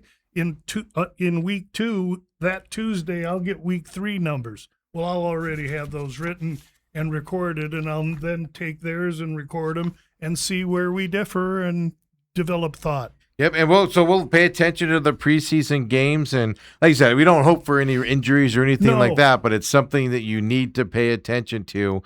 Like Larry Tunsil injury is huge for the Commanders. Yeah, guys, teams that lose a center, Yeah. Detroit, lose their center for 3 months. That changes. And I would say a center is a starting center is maybe the only position worth as much as a starting quarterback. Less, but then it'd be quarterback, center, and then a bunch of others. I don't know if you have an opinion on this, but I was reading an article the other day. It used to be if you were a home team, they gave you 3 points, right? Because you were the home team. That was the old traditional when I was a kid. And now I was reading the other day that favoritism like that stuff, it only is about 1.5 points is what they factor in. You can't, and there's another column here that I have home team. And so, for instance, early in the season, Miami and Jacksonville are going to have a little higher home team advantage. Why? Because of the heat. So they could be 1. Okay, because normally you go into Miami in November, you love it because they're terrible and the weather's great. So Denver year-round because of altitude, they're going to get about a 2.2. And others, L.A. Chargers, they get 0. Because most of the people go to those games, somebody else. Yeah. And the Rams barely get more than that. So I do that individually because that also factors into my number, and it's factoring in to the man's number. So I need to compare him. Yeah, and that was what was fascinating. Apple. And I got down that rabbit hole because I don't know what it is now, but I know at one time the Jets were 1-point favorites over the Cardinals later in the season here in Phoenix. And I was like, man, what's the play on the home team advantage there and everything? That's why I started delving down that rabbit hole, and then I found that article that it's 1.5 points now, and things to that effect. The Jets are 1.5? The Jets were 1-point favorites over the Cardinals. And now they're 1.5? And then that's why I was like, man, if there's a 3-point home advantage, that's a huge number for the Jets in that game. And that's why I started delving into that, the number that the Sportsbooks generally is now is 1.5 for home teams. But that's a 2.5 point swing if the Jets are favorites at home against the Cardinals. Is that what the number is later right now? I don't know what it is now. Let me look it up. I know that's what it was Because I'll earlier. tell you, well, he's looking for it. If I'm handicapping that game right now and it's at Arizona's home, it's a dead pick'em. And so if the Jets are given any points at all, and that's game 1 or that's a preseason game? No, that's actually later in the season. It's like week 13 or something like that. Oh, so that would be a look ahead. It's a way later in the game in the season. Yeah, it's after their bye week, and their bye week's like in 12. That's actually a game that on their schedule, I project the Cardinals to have a great chance of winning. Yeah. Well, I would agree with you on that. The bookmakers, though, and I also am skeptical. So that Lou. if that's in. Go ahead. Yeah, it's later in the. I'm trying to look, but I'm also skeptical because I have a theory. I don't know if it's true to it that East Coast teams get a little bit more of a play because they want that East Coast gambling money. They want that money into the thing early, so they'll play it. So they're favoring the Jets +1. So New Yorkers will be putting money on that game. Yeah, but I have that theory that happens out there. I don't know if it's true or not. The number balances out because if the California DraftKings has 1 and the New York DraftKings has 2, they're going to get hurt because people are going to. It doesn't really work that. Doesn't work out that way. It's just my paranoid self talking. But you'll see a bunch of bookmakers in the East Coast have a certain number on a Philly or Giant game. Mm-hmm. Where the West Coast may have a 0.5 point difference, and that's because of the amount of money they're betting on it up there. Okay, yeah, because it's kind of I have the same thing with college sports, where it's like, all right, Notre Dame gets a higher number on his thing because they want that Notre Dame money to. You pay a tax and they know it's coming on Notre Dame. So when they'd normally be 6, now it's 7 because they know it's coming. Okay. They know that you're betting anyway because you're betting with your heart. So you're explaining it the way I want to explain it. I just don't have the wording for it. Yeah, you're explaining it that way. So I have a theory that that's what happened with the Jets number was like, all right, they're playing for that tax for that New York number there for those guys to jump on it and stuff like that. It's just a theory. It's just an uneducated theory of mine. The bookmaker does too much of that. He's an ex-bookmaker. He ain't going to be in there very long as well. All right. When we come back, we'll talk UFC. Last weekend you had a fight card, and then this weekend UFC 330. We'll get into it. Come on back with Uncle Lou, the main event.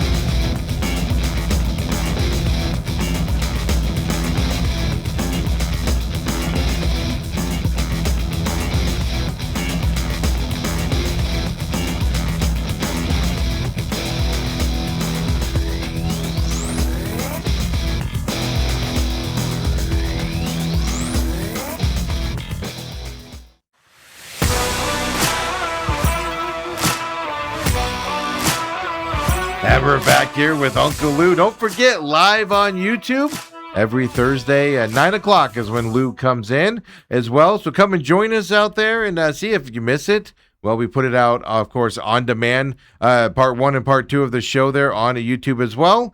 And then there's a special interview section that, is just the Lou part of it. There we put it out on social media. So make sure you follow us. Big fight card this weekend. But, Lou, we got to talk about last weekend. I'm sitting there following Twitter last week, and I had to go to a function and to a movie to support a friend of ours and stuff. So I wasn't able to watch the fight live, but I was following Twitter afterwards. And it looks like you had a good weekend there with the fight card. Yeah, it's nice. I would say that when we got to middle of May, I was down about 13 or 14 units. And I didn't show it or voice it, although it might have come out. I wasn't very happy with that result. I don't think that's ever happened to me before, to dig such a hole so early, especially the way I go, just unit by unit. However, since then, it's gone totally the other way, and we're about a unit away from equilibrium here now. And the last few events have gone really good. This one was also good. It was good because we used the points a couple of times. Yeah. It's hard for people to get their arms wrapped around it, but I think you got to kind of just trust me. With fights that go to a decision, if you got a live dog that wins a round, but just he fights and loses a split decision or even unanimous 29-28, that's a total of 3 points. And if you're getting 3.5, you sit really well. Now, you give away some price, but it's a really, really salty way to go. We win 2 bets doing that. Yeah, one of them, by the way, the Miranda Sousa fight, unanimous decision. Because that's what I think on points. I'm like, all right, it has to be a split decision, but you can win those points on unanimous decisions, like you just explained. As long as each ref, as long as it's 29-28 on 3. If 2 guys got 29-28 and some bozos got 30-27. Now you have a 5 point and you're only getting 3.5, you're a loser. So basically, well, then you're thinking, wow, you're counting on judging? Right, I am. I'm counting on it being all screwed up, and that's why you're going to get a lot of 29-28s, and I think that's why I'm eager to use the points when they benefit me. And your other one on the points was the Pat and Asplund fight, I believe, correct? That's right. Asplund, this big, huge giant. And another unanimous decision, just right, for people 2 know. polar bears slow dancing at the prom, man. All these 2 dudes did is just roll around. And that one was a fun one because with Pat, we were getting 5.5 points because they just thought Asplund was going to go out and knock him out. If you looked at Pat, 6'5", chiseled Brazilian, it was there to win. Nobody was knocking that dude out that day. And so that one goes to a decision that looks like 29-28. And afterwards, Asplund's like, who's making these lines? This is crazy, because he knew the guy was a bad hombre. So anyway, that's another one that we get. Now we lose one with Amanda Lemos. Yeah. And you know what? Thainara was mean. She was strong. She was young. She was fast. And Lemos gave me every effort I feel like I deserved from her. She let it all hang out. She just wasn't good enough that day against Thainara. I live with that unit loss, and we move right on to the next rodeo. Those are kind of ones you can live with, right? When the dog is fighting hard. Fight for me, she did. She was trying to win the fight from bell to bell. The other girl was just better. I miss them. Unfortunately, I'd love to tell you guys I'm 99%.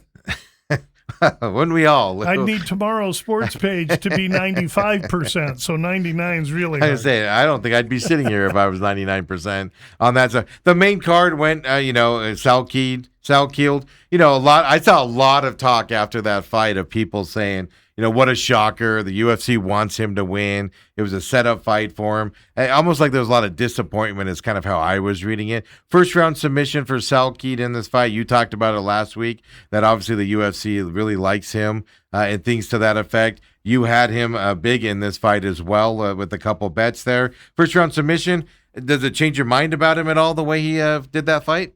For his next fight? I went back and forth on that fight all week long. Then I heard late information. Gamrot's camp was stunned they were an underdog, blah, blah, blah. Fortunately, we had early on. And when I make a release to my people, I don't change up and now do something else. But I was nervous about this fight and Gamrot. I can tell you, there's no way I thought it would end other than decision. So clearly I didn't see a first round finish. So Salkild's skill and strength surprised me. That said, we were paid on two different parlays. We were paid on one parlay that we had into Salkild, which cashed. Now we also have Salkild into, I think it's Mackenzie Dern this week, in another parlay that we'll talk about when we get to this week. Yeah. So, I mean, the Meta Apex fight, like I said, I kind of I watched it after the fact. I knew what kind of happened. And that's one thing I'll give the UFC credit for. These Apex fights, they've stepped up the Apex fights this year, being on Paramount compared to past years. Well, you're seeing way more crowd because they expanded the facility. And so there's I think they get 2,500 people in there now, which can make noise. Before they had 300 or 400 seats. You could hear everything happening. Yeah, so that used to be my favorite thing when a corner would be like, hit him this way. It's like, well, that guy can hear you too. My buddies tell me going to an Apex card is funner than heck. Oh, I imagine so. And Glendale's having a fight here September 12th, in a few weeks, coming up. And they're adding to that card left and right. Yeah, they're adding to that card. And there's some names, there's some bangers on that fight. We talked about it last week. Yeah. We'll update that as we go on. But I want to get into this week's, of course, UFC 330 here from Philadelphia coming up this weekend. 6 p.m. main card coming up here as well. Early prelims start at 2:30 p.m. Here as well. Rafael Tobias looks, at least on my sheet here, is the last early prelim fight against a shadowy guy there, so I'm not sure if that's an add-on or something else. Any of these early prelim fights, anything to pay attention to here, Lou, for UFC 330? Yeah, Fernando and Tobias is a due diligence fight, which means I watch and learn. Light heavyweight. Take notes. Yeah. And you have a decent favorite in Fernando. 290 right now. Then you go to the other early prelim. This one's interesting. Oralbai from Kazakhstan ships in to fight a guy from Philly. The only Philly fighter on the card, and the fight card's in Philly, Jeremiah Wells. But Wells is 39, Oralbai 28, in a meat-grinding Russian vice grip. He's going to go out and just get all over Wells and try and dominate him with his wrestling. It'll be interesting how Wells reacts. If he can try and keep distance and strike with Oralbai, I think he has the power to hurt him. But this Oralbai is a clear favorite, and his number is ridiculous. Minus 1,050 right now. Okay. Was he the one? He just beat oh my gosh, I had his name. Curtis. Wasn't that his last fight? Was Curtis? I'm not sure. There, and he fought him and everything. He won his last fight. He did win it. That. Yeah, and so then the other early prelim is Bramaj, a tough Texan, against Neil Magny, 39-year-old. Bramaj will be 6 years the younger man, and that means something in this fight. But this is the only fight lined as close to a pick'em, and I think if Magny can manage to get this into the second or third round, he has a great chance. But Bramaj early is a submission guy, and Magny's been subbed, so that's interesting. I mean, if you had a gun to my head, I'd say take Bramaj via sub and Magny via decision, and each one of those is plus money. You might end up with a little bit of profit. That said, that's not a bet I would make. It's too closely lined. Yeah. They're old fighters. Magny can sometimes do it, and I'm not interested. Over-under's 2.5 in that fight, minus 145 to the under, by the way, in that fight right now. So it's favoring this fight ending early. At least the numbers are telling us this fight's ending early as well on that. Now, Lou, I saw you post this a week ago, 2 weeks ago now. I saw you post it again here. Trazion Gore in this next fight here in the prelim fights on this one against Vicente Luque here coming up, Brazil, United States. Tell us about this fight. Luque's moved up to 185 from 170.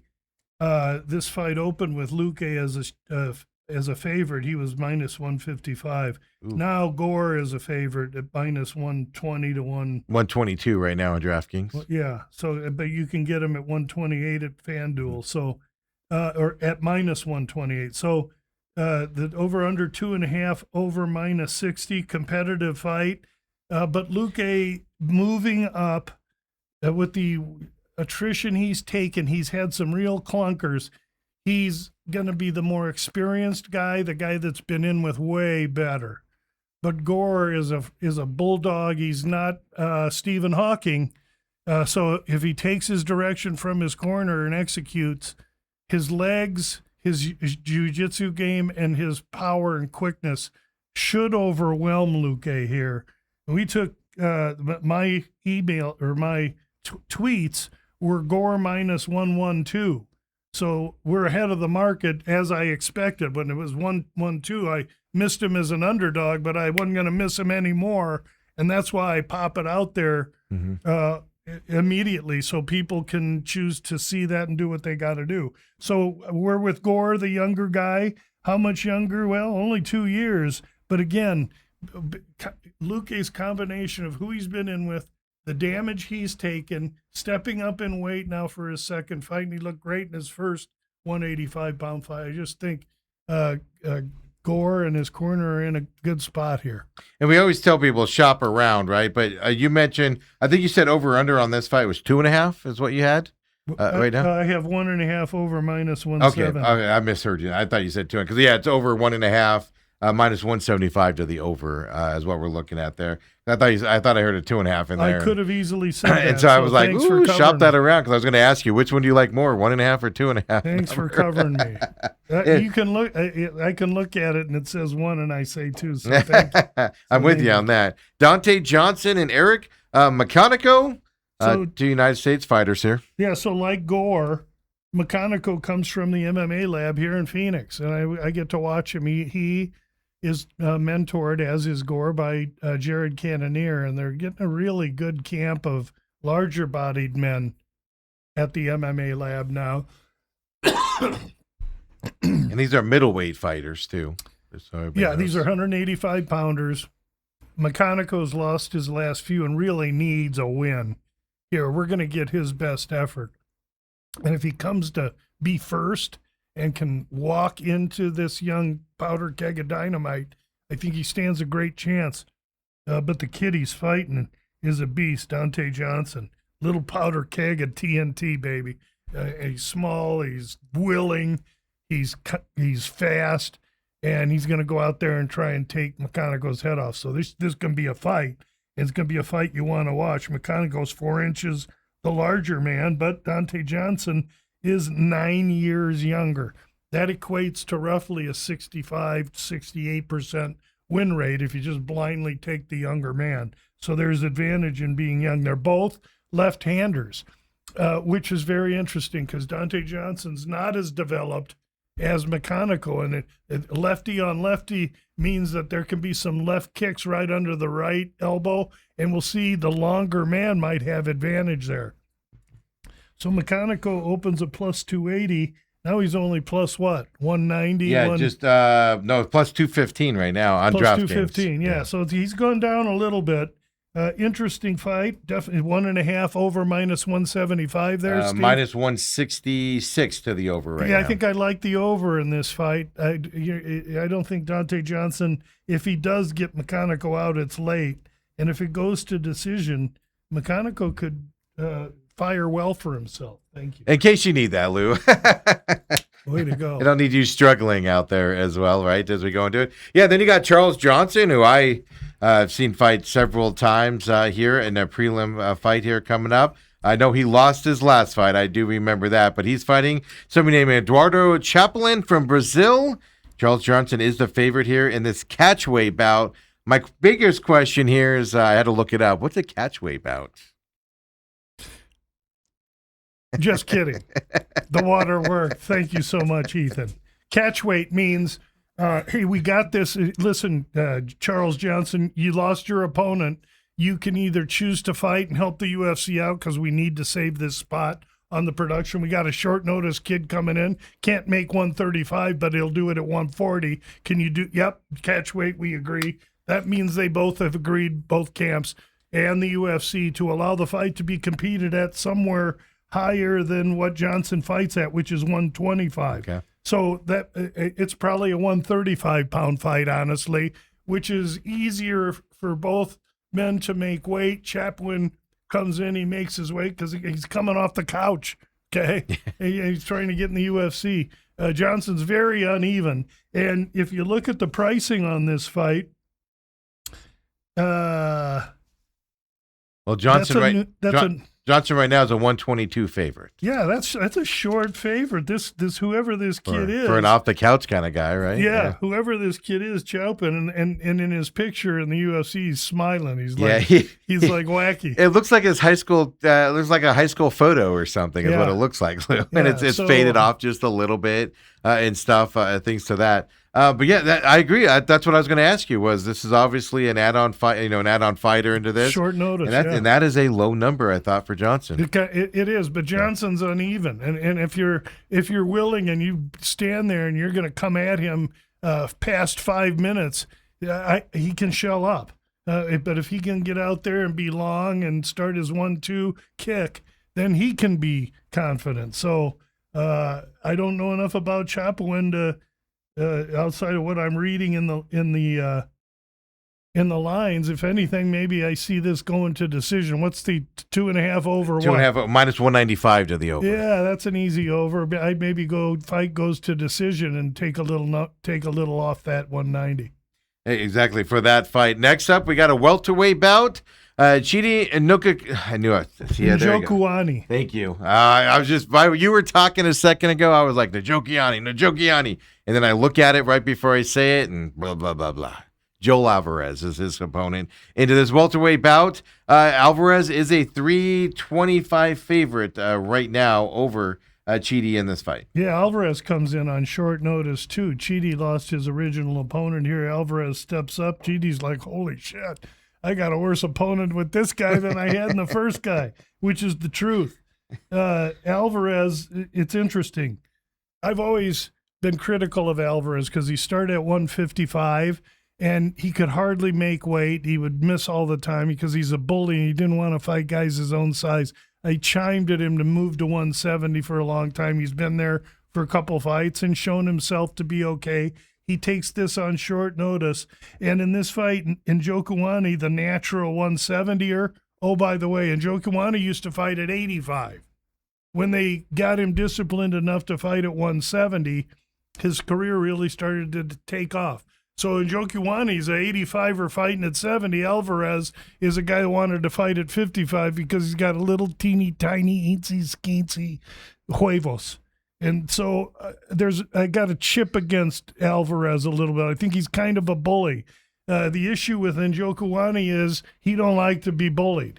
If Alvarez can stay there into the middle of the second round and show Chidi that he ain't going anywhere, this should be a really good fight that I think eventually Alvarez can win. But Chidi is very live in this fight because of his size. He's tasted the power of bigger men and the short notice nature of Alvarez. The over under 1.5 on this fight to the over minus 140 to the over coming into this one as well. So you just kind of said what the numbers are showing as well. If you can get there to that middle of that round there, turn into an interesting fight as you go. And that's the ending of the prelims here, which gets us into the main event card here, 6 p.m. here from Philadelphia. Xfinity Mobile Arena here for this UFC 330. Edson Barboza and Esteban Ribovics. Argentina and Brazil fighters here. Right. But Ribovics fights out of Killcliff in Florida. So it's not like he's got any real travel. And he fights killers there, and he's 10 years the younger man over a guy in Barboza that has gone between 45 now up to 55. Barboza is a GOAT and an OG Brazilian mixed martial artist. I can't respect the guy enough or give him as the accolades he deserves. He's fought everyone. He's had a 15-year career in the UFC, longer than that in professional fighting. The guy is a pure professional fighter, but he's 40 and he's in against a kid that's 30, that's faster, younger, and even though Ribovic's going to be giving away some length, he's been in with a capable enough set of adversary that he's more than ready for this. This fight won't go the distance. I think Ribovics will finish this fight probably in the first round. Well, interesting you say that. Over under 1.5 plus 100 to the under in this fight. Right now is the money number. taking the under. I think that's a fair bet. That would be a good bet. The other side of it is, what did Ribovics open at here in this fight, out of curiosity? He opened at plus 240. Yeah, Barboza came the minus 300 favorite. Okay, now he's the plus 300. I wasn't sure if I was seeing that right or not, because he's minus 650 right now on top of that. So big switch here in the money. What you're talking about? I reported that on Bout Business because I got my. Is that where I heard it from? Okay, because I was like, I have a note here on Sneak Team. Yeah, Sneak Team. I had that note, and I was like, did I write that down right? Yeah, that's just a mistake, and you'll get that. Bet Online will make that, and then what they'll do is they'll get a couple of pretty sizable bets of me, and they'll say, "Whoa." Yeah, we need to change this, or we're going to be out of business. Sometimes that's me. I just am asleep at you never know when they're going to put these numbers out, for crying out loud. Yeah, right. A different diet. Just I'm throw looking, them out though. there. Believe me, I'm looking. Abdul Malik against Dustin Stoltzfus. Yeah, middleweight fight. Yeah, Stoltzfus is from Pennsylvania, and Abdul Malik from Maryland. So I say that because we're in Philly for these fights, and each guy's going to have some fans there for him. The unfortunate thing for Stoltzfus is that his fans are going to watch him get completely mowed down, and Abdul Malik's fans are going to have a great night, go out, drink margaritas, because he's going to just pulverize. Stoltzfus is only there for the encouragement and frenzy of the crowd into these next few fights. Yeah, he is a big favorite, 675 favorite for Abdul Malik. Going to his over/under 1.5 minus 160 to the over. Going into this one right now as well. Stoltzfus is tough and durable. Abdul Malik may not get him out of there before 1.5, but this fight is designed for Abdul Malik to look good. Jalen Taylor against Fernandez here. Brazil, United States fighter, battling it out. Turner is the early favorite here, minus 155. Jalen Turner. Turner and Kyle Fernandez. A good fight. Turner opened 260s, way less than that now. Kyle Fernandez never been knocked out. Turner uneven, retired, came back out of retirement. Where's his head? They call him the tarantula.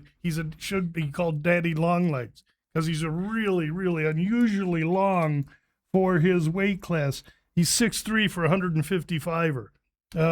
So Kyle Fernandez is going to have to get inside that reach, do his work. And Turner going to try and keep him on the outside and punish him on his way in. Should be a great fight.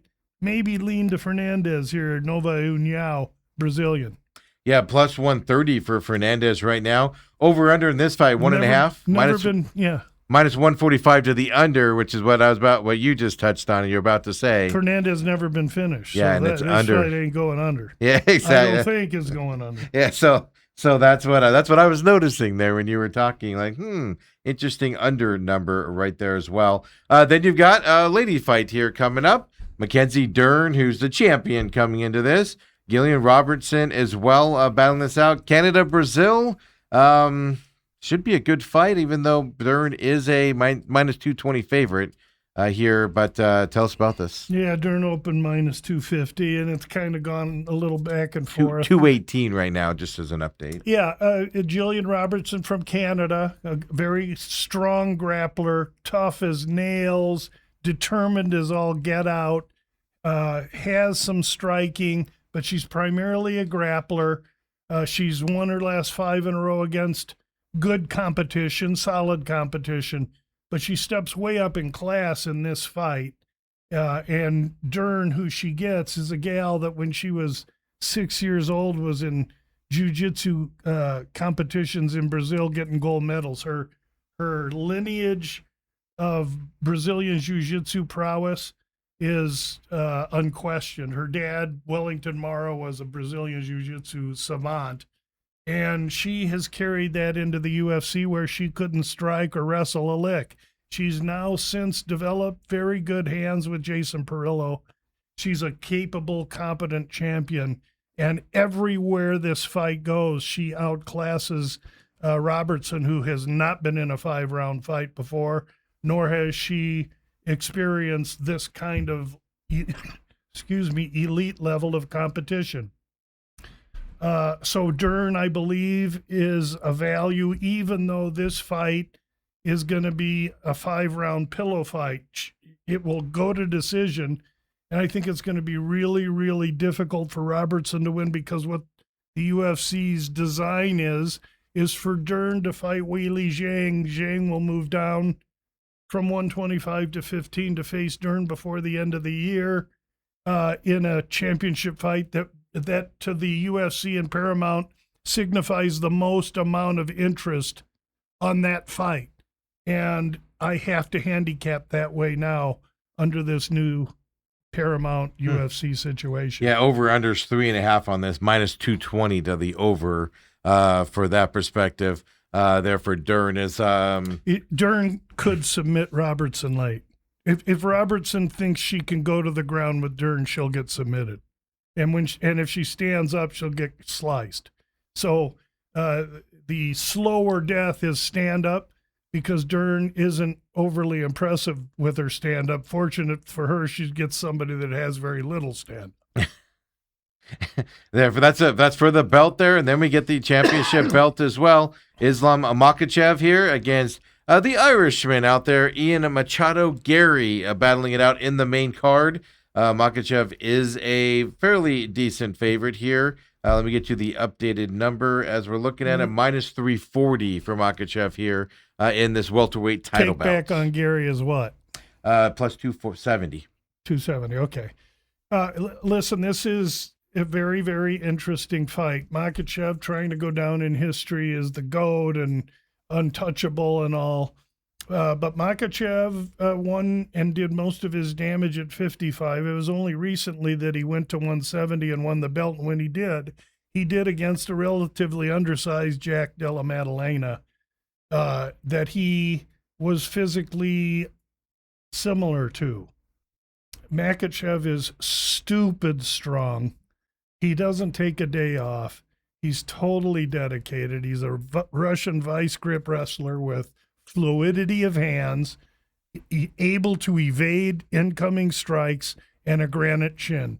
He's arguably the best fighter living today, and I think outside of John Jones, because he is inactive, Makhachev is the man. However, in this draw and in this situation, this is as bad a situation as Makhachev could draw into. Why?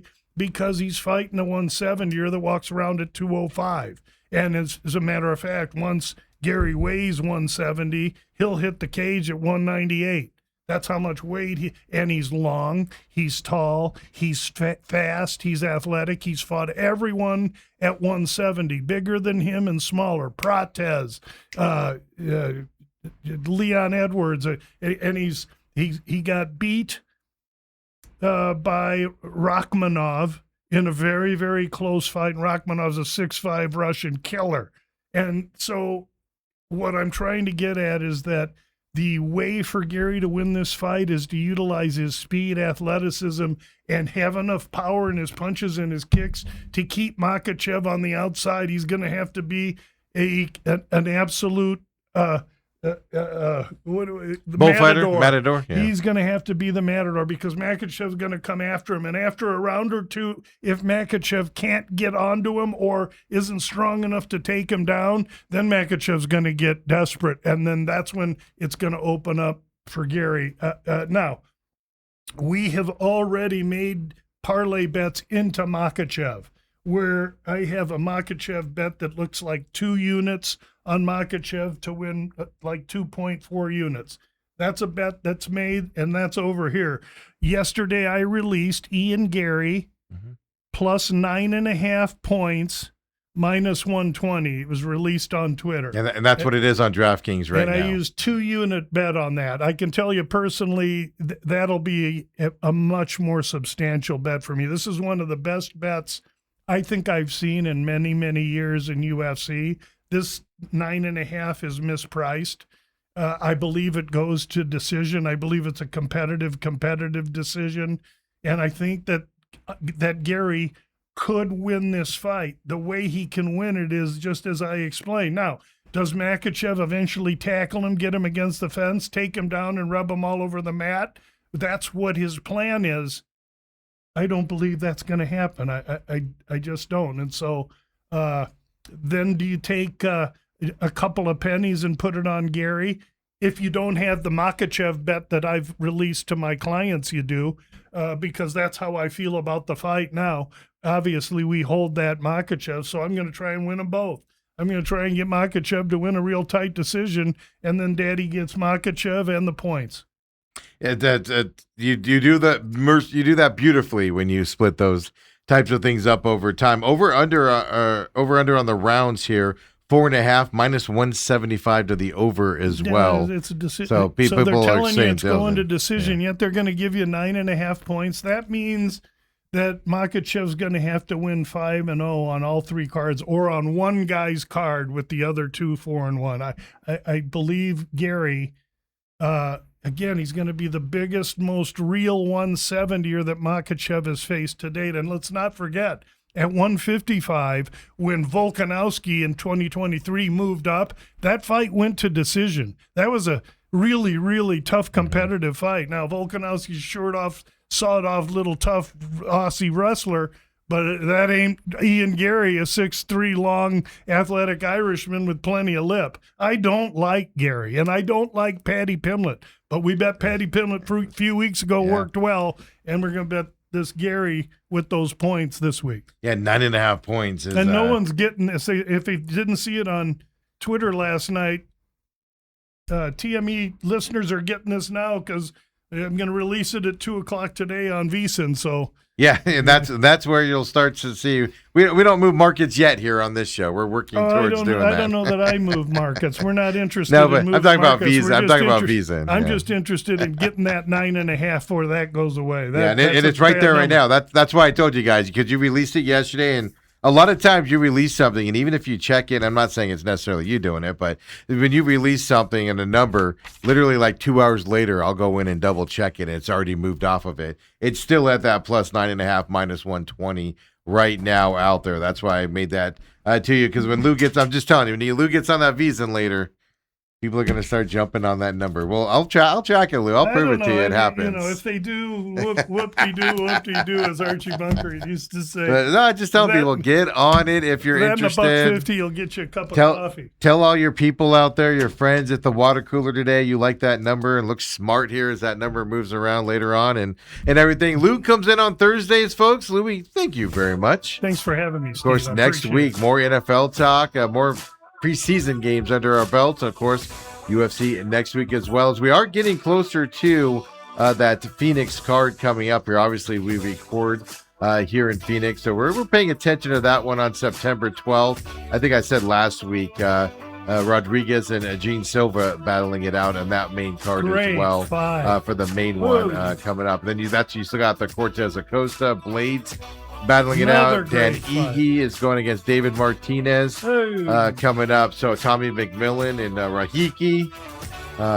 It'll be fun when that comes rolling into town. We'll see you next week, everybody. Have a great night.